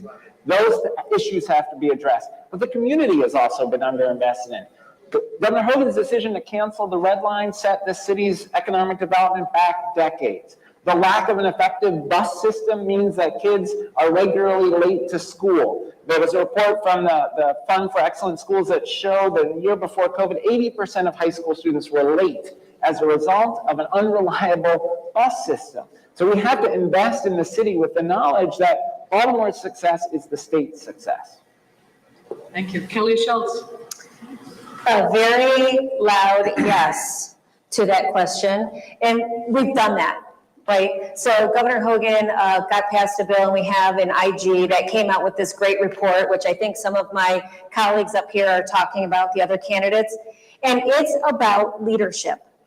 If you have an independent IG report that comes out that says that your leadership has failed you in your schools, and that you have students that can't graduate and do anything with their lives because they have been falsely graduated through programs that they were not able to achieve, there's something wrong with leadership. So not only do we have to continue to move forward on investigating what's happening, but we have got to be able to come to terms with the fact that in Baltimore City and other areas of this state, there are gross misconducts that are happening in our educational system, and it's happening in zip codes where there is a majority minority student population, and we can't stand for that anymore because we have to be about the equality of the kid. Thank you. Please. Kyle Selchik. Hey guys, I'm unaffiliated. I'm the only unaffiliated candidate. I have no political ties. There's nobody in my pockets. I'm in nobody's pockets. These people didn't know me until I started running. I say that because one of the main things I want to do is I want to go in there and truly see, just as a small business owner and father, and someone who isn't trusting of the government, just how I've been treated with my small businesses and how I'm seeing the schools and stuff like that. I'm going to be that person that is transparent. They use these words all the time, right? We use these words all the time. But I'm the one that will truly go in there with no fear of who I might, lose as a friend or a partner on this. I have no other intentions, but to really find out the truth and let you guys know really where the money is going and what's really happening with it, so we can make the right decisions for once. I don't fear for my life. I don't fear losing friends or partnerships. I just want to do what's right. I thank you, Robin Ficker. Well, I believe in audits. I believe in making sure that the money is spent the way it's supposed to be spent. I'm going to have an open house every Monday morning at 6 a.m. for Marylanders to come and tell me how we can improve our state, what little audits they have discovered and used to find out how the money is being misspent. You're the boss. Every Marylander knows more about at least one subject than I do. And I want to hear what you have to say every Monday morning. We're going to make sure the money is spent right, and I'm going to make sure for you that we spend it right, because butt kicker Ficker is going to be the best governor you've had in a long time. Please. We've asked no cheering or booing. Please, thank you. Nancy Wallace. And now for the consensus approach with partnering and getting along with folks. I would support an audit. Obviously, there's a sense in the community here that there's a big problem, but I would put that audit online, everything. And then I would suggest or create a program where each school has a committee, looks at that audit and decides where those funds should go within the school. I would also call for an audit or implement an audit of all of our quasi-governmental commissions. When I found out that the Washington Suburban and Sanitation Commission in the Prince George's Montgomery area, the executive director is making $325,000 a year, which is almost as much as the President of the United States and more than the county executive makes. I think that money could go elsewhere, back into our system, back into our schools, and back into our future. Thank you. All right, thank you. The next question will be posed by Pastor Antoine Burton. This next question is on behalf of the faith community, faith leaders, and the We Are Us men's movement that engage our young people every single day. If you are elected as the next governor of Maryland, what supports and changes would you implement to advance public school choice, such as charter schools, traditional schools, magnet programs, contract schools, and CTE schools across the state? If you do not support public school choice, what is your reason? We'll start with you, Nancy. I support charter schools as long as they are held accountable to common education standards and as long as they are required to employ the teachers' unions. To use a choice program to escape from the general public school system, to simply opt out, go away, and choose to leave, to me is a great violation of our fundamental commitment to each other, our community, and our caring for our children. Thank you. Robin Ficker. Well, I went through the Maryland public schools. My children went through the Maryland public schools. And I believe that the teachers in the public school system can do a good job if only they would. And I'm going to encourage them to do that. I'm going to take a positive approach to our teachers and our school system. I'm going to take a positive approach to Baltimore and urge them to do better every day. I'm not going to assume that, no, they're not doing a good job. I'm not going to say, well, we should get everyone into charter schools without giving our public schools a chance. But I can tell you, as your new governor, I want to make sure you're doing what you're supposed to do. You're showing up for work and you're teaching these kids so that our kids can advance, because as a twig is bent, so grows the tree. And I want to see some sequoias coming out of Maryland because you teachers are doing a good job. Thank you, sir. Kyle. Sir, will you please repeat the question? Yes, sir. Thank you. If you are elected as the next governor of Maryland, what support and changes would you implement to advance public school choice options, such as charter schools, traditional schools, magnet programs, contract schools, CTE schools across the state of Maryland? And if you do not support public school choice, what is your reason? I'll just say this. I believe, parents should be putting their kids where they feel they're going to get the best education. And, as a governor, I would have to make sure that there needs to be programs that make that possible. This is another thing that I'm going to have to look more into, collaborate more with others on both sides of the fence to figure out what that is. But I am for school choice, and I just want these kids in an environment where their best is going to shine. There's so many different types of kids out there, you guys know it.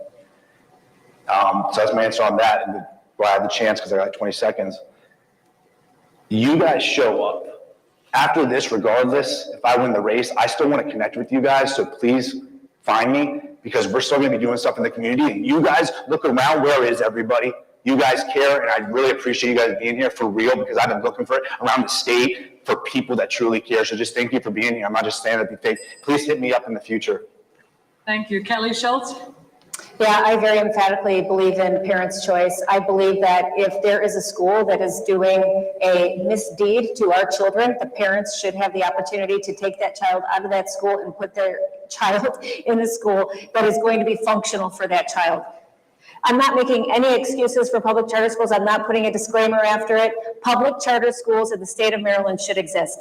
Washington, D.C. and New York City have been able to figure out, and they have been some of the best charter schools in the nation. There's no excuse why Maryland does not have those charter schools, and we are going to be emphatic in moving forward to be able to make sure that that happens.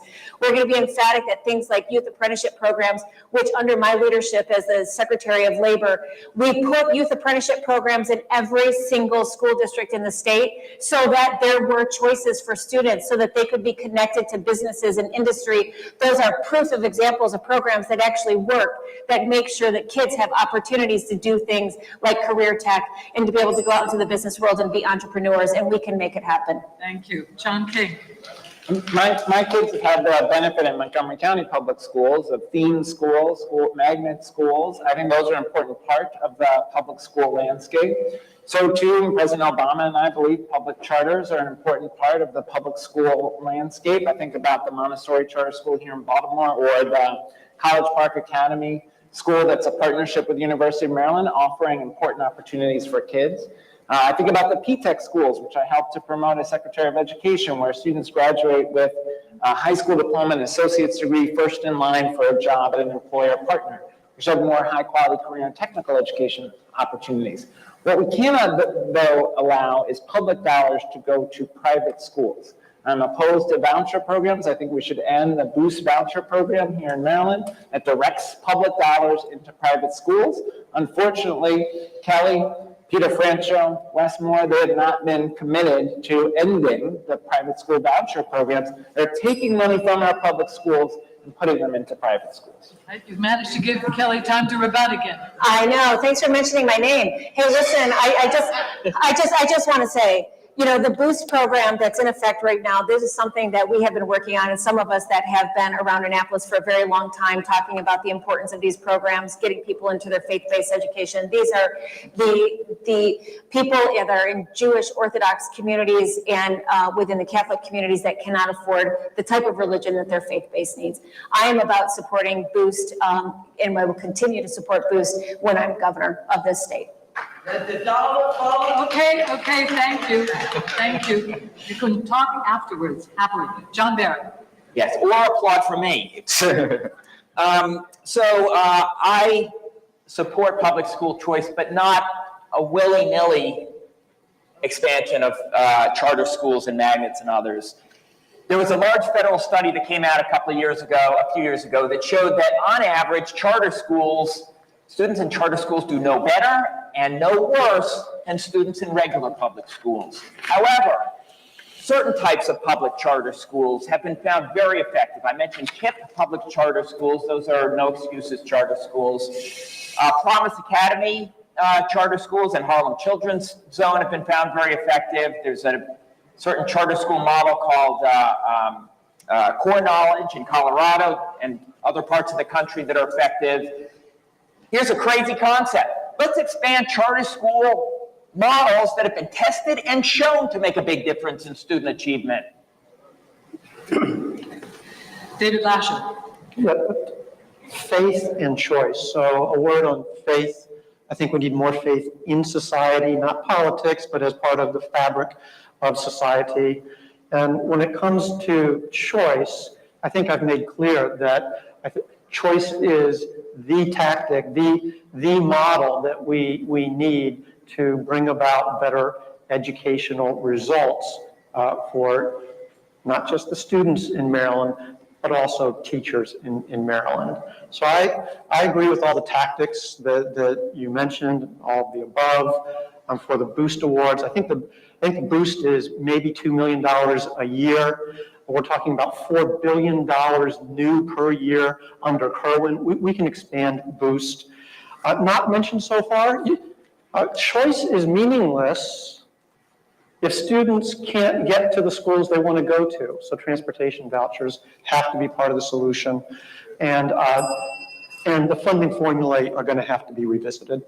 Thank you. Jerome Siegel. Yeah, so I try to look at it a little bit historically. We didn't have public schools in this country 200 years ago, right? It came in really after the Civil War. And they started really, it was boys' education, and it was like 4 years, and it built up very slowly. But where we are today is really quite astonishing. Now people are not just pre-K, people are talking about public daycare and so on. And then we have in the household, we have the enormous revolution that all four of enormous implications for children of mothers joining the formal workforce. So what's happened is that actually children end up spending more time with their teachers and in school than they do in their families. Well, this is a complete reversal of what being human was about of all of human history until maybe the last 50 years, and it's getting more extensive.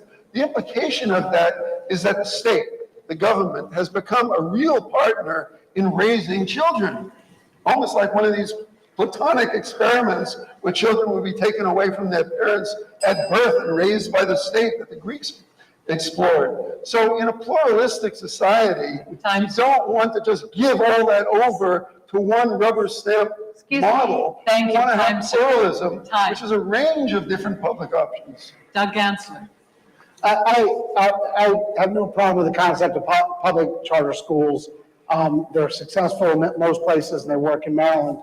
I just don't want to give up on public schools. And I'm the only Democrat up here that's been elected to office and served for 16 years. And when I was Attorney General, I led during times of crisis. When gay people were not allowed to marry those who they loved, I literally got impeached for leading the statewide marriage equality movement by the Republicans in Annapolis. When the big banks were throwing people out of their homes, I was president of all the attorneys general in the country and fought the big banks and got $2 billion here in Maryland to keep people in their homes. I'm not going to give up on the public school system. We can put vocational training in the schools, we can put literacy trainings in the schools, but we need leadership. That's what this requires. There's no reason why Montgomery County schools and Howard County schools prosper, but Baltimore City schools don't. It's just been a lack of leadership and concern and care and getting the stakeholders in the room and make it work. And the only answer that's no good is that's how we've always done it before. Any other idea is worthy of consideration. Thank you. Mr. Jaffe. Many years ago, when I first started teaching, a parent comes to me and says, Mr. Jaffe, I don't understand. My oldest son is doing very well. My youngest son is not doing well at all. I remember I said words like this: it's very easy to be a producer, but it's very difficult to be a parent. So what we really need are good parents, good mother, good father. And if you come from a broken home, then that's where the surrogates have to come in. And that's also the benefit of the Tutor Mentor Team program. They will help parents who are having problems. They will help teachers that are having problems. So I think that's what I'd like to do. We have to bring back the family as an institution. It needs to be resurrected. Okay, thank you, Mr. Jaffe. All right, our final question will come from Bill Dudney. So speaking at the school level, specific level, programmatic level, that's going to impact kids on the ground. It's going to impact people like me. That's going to impact people who are sitting in your audience. This could be a softball question, and your job is to not answer as such. Capiche? No. So I'm going to ask you a question that's a softball question in some ways, but it's your job to not make it that. And that I'm asking for very specific programmatic answers of how this impacts teachers and students on the ground. And my question is, what excites you most about Kerwin funding and how it can improve schools? Let's start with you, Mr. Jaffe. Could you repeat the question, please? Yep, so the question is simply, with the Kerwin initiative, what excites you most about it, programmatically, Okay, and thank specifically you. on the ground? Nothing excites me about the Kerwin report. It's a waste of taxpayers' money. That's my answer. What we really need are good teachers, good parents, and using our resources more effectively. Okay, Doug Gansler. I would say universal, of all the great components of it, I would say the universal pre-K component, because when I started Charm City Lacrosse here in Baltimore about 12 years ago, we were in Carroll Park every Saturday morning, and I actually go every Saturday morning. We moved into Patterson Park as well. I have these children, they're bright, beautiful, wonderful, inner city kids, 4, 5, 6 years old. They show up, they're smiling, they're bright, they look in the eye, they shake your hand, and then they're great lacrosse players. And that's this is the epicenter of lacrosse. And if you watch a Gilman versus St. Paul's game, 40 of those kids are going to college because of lacrosse. And I want to provide that same opportunity to Baltimore City kids. But then you get them tested. And you get the coach from Gilman, the coach from McDonough says, I want that young boy to come to my school, a young girl. They get tested and they can't read. And that's because they got behind from the beginning. So I would say the universal pre-K would be the biggest thing and the most important component. And we have the money to do it, so let's get it done. Mr. Siegel. Yeah, so as I've been saying before, so Kerwin is really two completely different reports. One of these reports is about what should be the mission of the public schools in Maryland, how are we doing, and how do we improve on that mission? That's the educational question. The other has to do with justice and equity and the flow of resources, human resources, physical resources, financial resources, to different groups in the society. And you can answer the mission question in a whole variety of ways and still deal with the equity question as a different one. Now, where the Kerwin Commission is good, it's more than good, it's excellent. I think it's gold standard is in wrestling with the equity issues. Tremendous inequity in America, and Kerwin was a major step in doing that. And you're talking about free pre-K, I think that's a good target. It really is very, very important in terms of the equity issues. When you get to the mission, however, it's dreadful. It's dreadful. Their starting point is we don't have a world-class thing. When you start talking world-class and start comparing, what's the metric? Thank you. What are you going to compare Shanghai with? Thank you, that drives you down the rabbit hole. They went down the rabbit hole and didn't know it. So there is so much money coming, too much money coming in my expectation to be spent effectively, that I worry about how it's going to be used.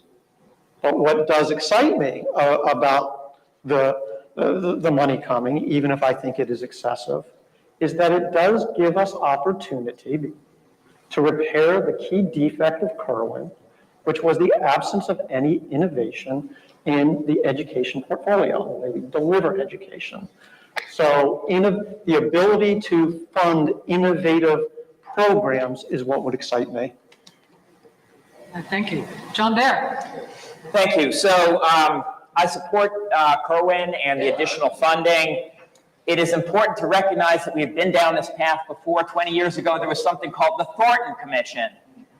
And a lot of excitement about it. It produced a big increase in spending, as I mentioned, during the 2000s in education. It did not produce improved student outcomes. This time, we need to spend that money on programs, the new money on programs that will actually work. The part that I'm most excited about is career and technical education. But again, a lot of vocational education programs don't work. If I'm governor, we will expand the ones that do, like career academies. My philanthropic team funded their expansion in California. These are small learning communities within a high school that have a career theme like engineering or law or healthcare, links with local employers who provide summer jobs. We need a path like career academies for students who go on to college and those who don't. It's been shown to increase long-term earnings. That kind of funding could make a major difference for thousands of kids across the state. John King. I'm excited about many elements of the blueprint, the investment in funding equity, the expansion of pre-K, the investment in raising teacher pay, making all of our high poverty schools, community schools with wraparound services. But I've been a high school teacher. One of the things I'm most excited about is the opportunity to invest in college and career programs in high school so that every high school student finds their passion, the thing that they connect with, that they want to do after high school. There's opportunity for more early college programs where students start taking college courses while in high school, the opportunity for career and technical education programs that prepare students for jobs, from health services to jobs at the port to cybersecurity to early engineering. There's the opportunity for more advanced placement courses, opportunities for kids to take an advanced placement biology or chemistry class or physics class that might get them excited about the sciences. If we can find for every high school student that thing that they're passionate about, we can make sure that students graduate ready for what's next. Thank you. Kelly Schultz. Well, there's something we can agree on. Listen, I was at the Secretary of the Department of Labor for 4 years. I was the Secretary of Department of Commerce for 3 years. And one really important connection with that is our workforce and our businesses and how do we connect them together. And one thing that we have been able to be successful with, where I can say the Kerwin obviously did not spend enough time on because they had me in their meetings for all of 1 hour as the Secretary of Labor to talk about workforce development. But what we have to do is we have to look at those programs that are working. The youth apprenticeship programs that started out as a pilot program in 2 school districts, and now every single school district has a connection to businesses and industries that are bringing the kids in to earn and learn at the same time. By the time I left the Department of Labor, there were more apprenticeship programs in this state than had ever happened before in non-traditional programs. Not just the traditional apprenticeship programs, not just plumbing and heating and air conditioning and electricity, but with cybersecurity and teaching and finance and being able to make sure that we put people into these wonderful professions. That can happen in our public schools. Thank you. Kyle Selchuk. Yeah, I'm gonna have to agree with a couple of, what the candidate said, especially when it comes to funding, innovative programs. I'm part of a program advisory committee for Montgomery County Public Schools. And what I led the last 2 years is something called the Business Pitch Challenge. It's just one of many creative ideas that I bring to the table. And what we did is, especially during the COVID season, because people couldn't be in person, we did an online Shark Tank called the Business Pitch Challenge. I even got Mark Cuban to send a message to these kids.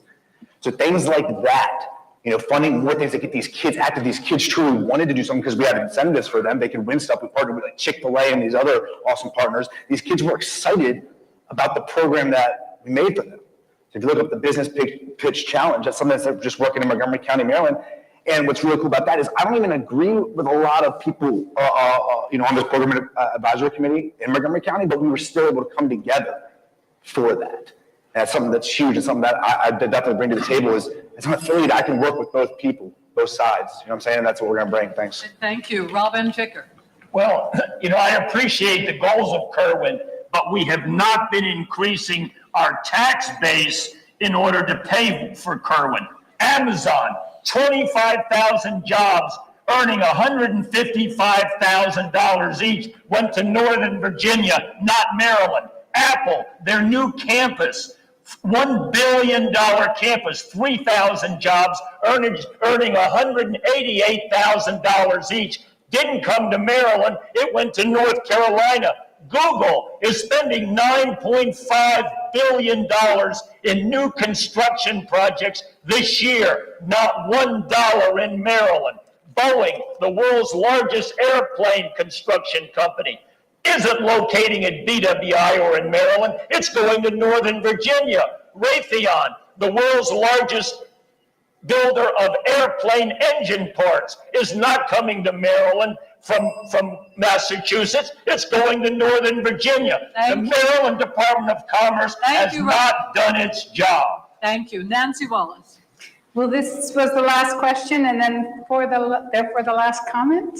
This is the last question on the Kerwin Commission, and then you each get to make a final statement. The thing that excites me most about the Kerwin Commission is the 3-year-old specific portion of the pre-K. I think that stimulating the love of learning and preparing the students, we have a lot of pre-K for 4-year-olds, but that extension I think is helpful.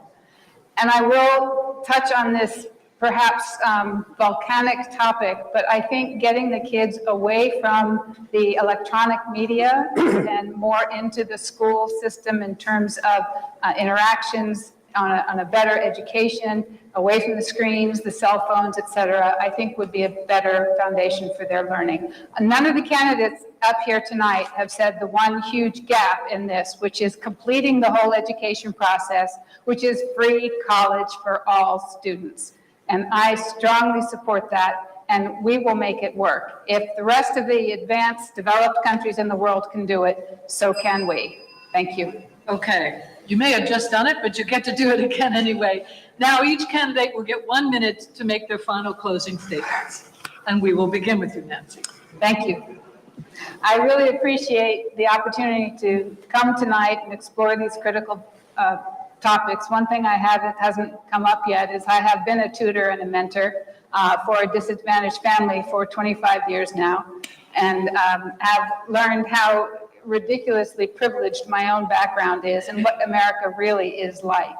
I've been going to the courts, the jails, been picked up by the police and said, what are you doing here? And all the rest of it. So I've been there and I've helped my kids go through, and I am just sick at heart of how difficult the world is for so many, half the kids or more of this state and this country.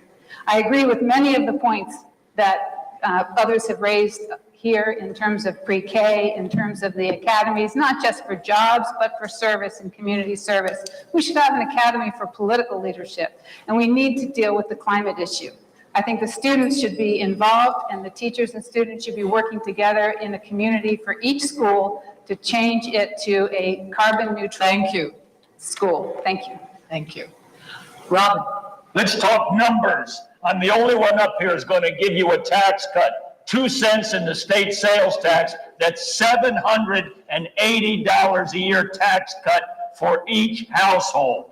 No other candidate up here is giving you a tax cut anywhere like that. Let's talk law cases. I'm not practicing law now, but I've completed 40,000 cases in all Maryland courts and overturned 4 state laws, including 2 that were certified as constitutional by the father of Catherine O'Malley in federal court, overturned those state laws.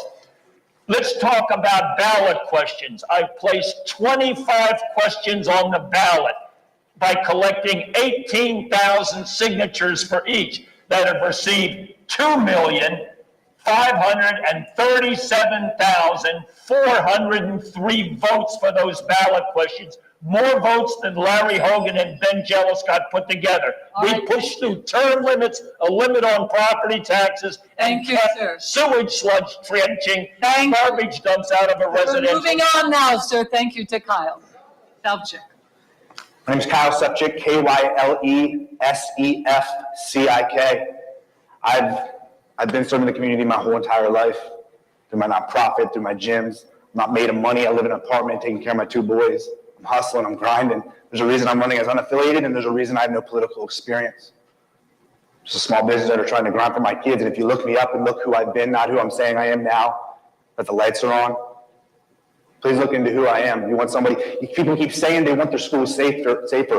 So do I, and I'll do something about it. I'm 34 years old. I have a lot of energy. I'm healthy. I'm humble. I have no ego. I want to learn. I'm learning from these people here today. That's one of the main reasons I love about these things is I'm listening. I'm taking notes. I want to go back and see how we're really going to fix things.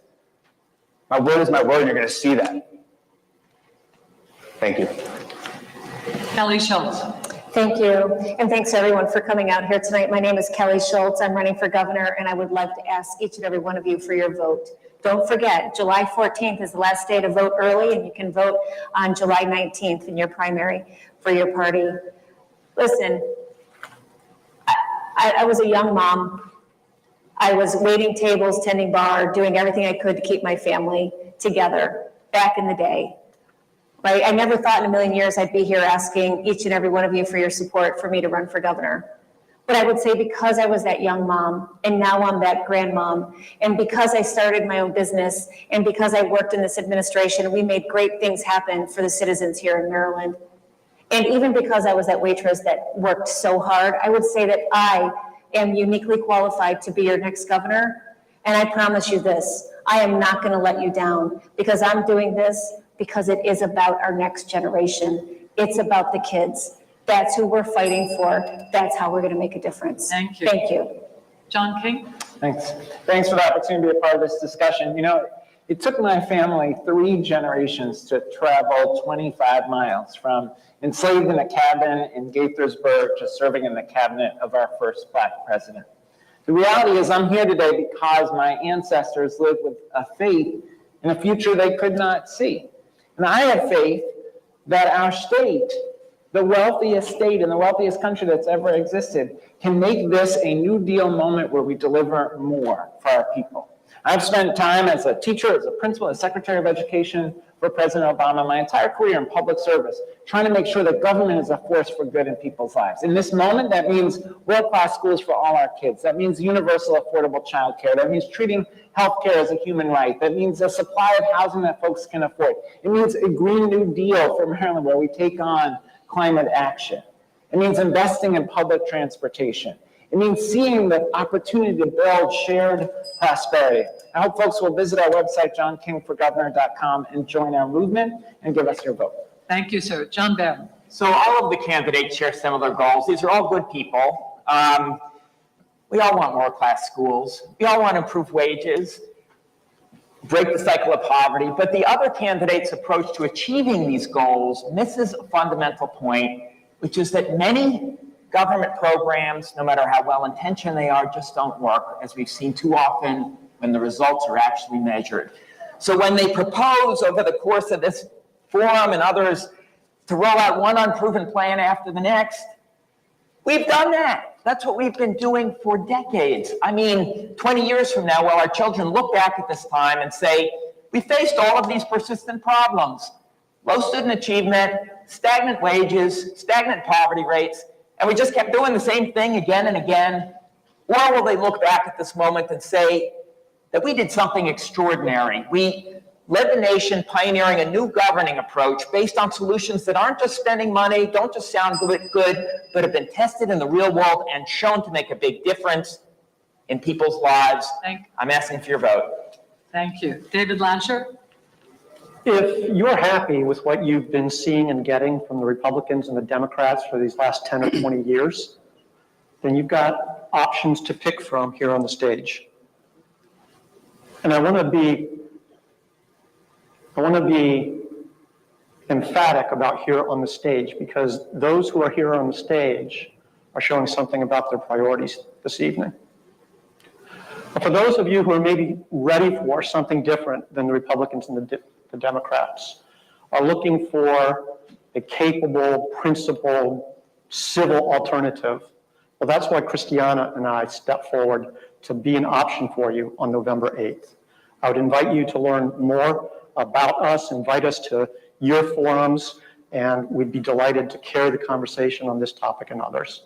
Thank you. Thank you. Jerome Siegel? Yeah. So as I was saying before, like being governor, really there are two basic kind of roles. One of them is this managerial role, and one of them I call the leadership role, which really involves value questions. And in real time here, just in the last few hours, this thing of Bruce Shern agreeing to take on this new role of the state manager has changed my concept, and it's changing it just as I sit here as to what it would be to be governor. And one of the kind of things I think that I would get more deeply into hasn't really come up in this discussion, which is the whole relationship between our school system and our job system. And I think in America, it's one of the deepest things that's screwed up.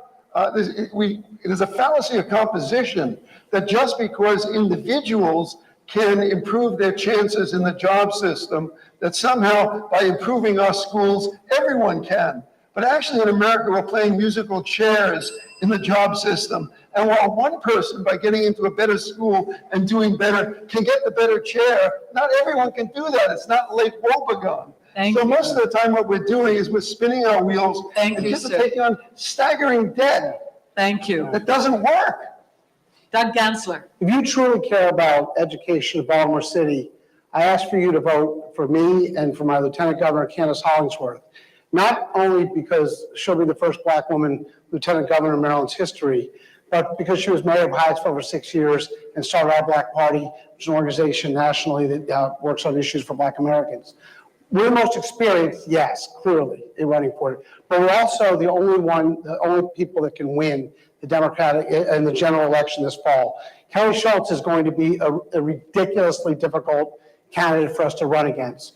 And all the polls show that I'm the only Democrat that can win.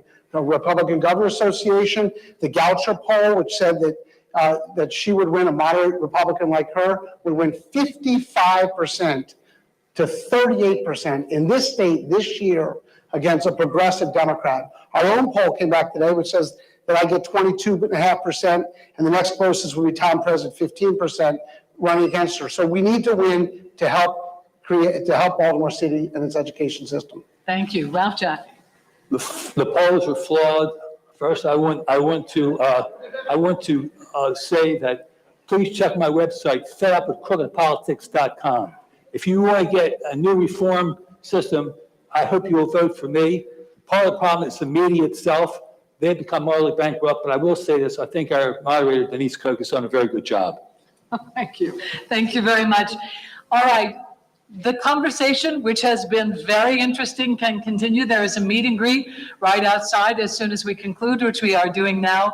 I want to take this moment. Thank you so much, BCCC, for allowing us to have this debate here. Thank you to the candidates for taking time out of your very busy schedules for joining us. It has been a lively debate. Thank you, the Baltimore Teacher Network. And thank you, the Maryland Alliance of Public Charter Schools. For those of you who've been watching us on WJZ.com or streaming on CBS News Baltimore, thank you for joining us. Have a wonderful night, and don't forget to vote. Thank you. Well, images take some vision and some thought to put together, and that was done by a longtime friend of mine, Calvin Watkins. Calvin's up there. He's humble. Calvin, please give him a hand. He did a phenomenal job. He's a filmmaker, something I do as well outside of my role with Fox 45.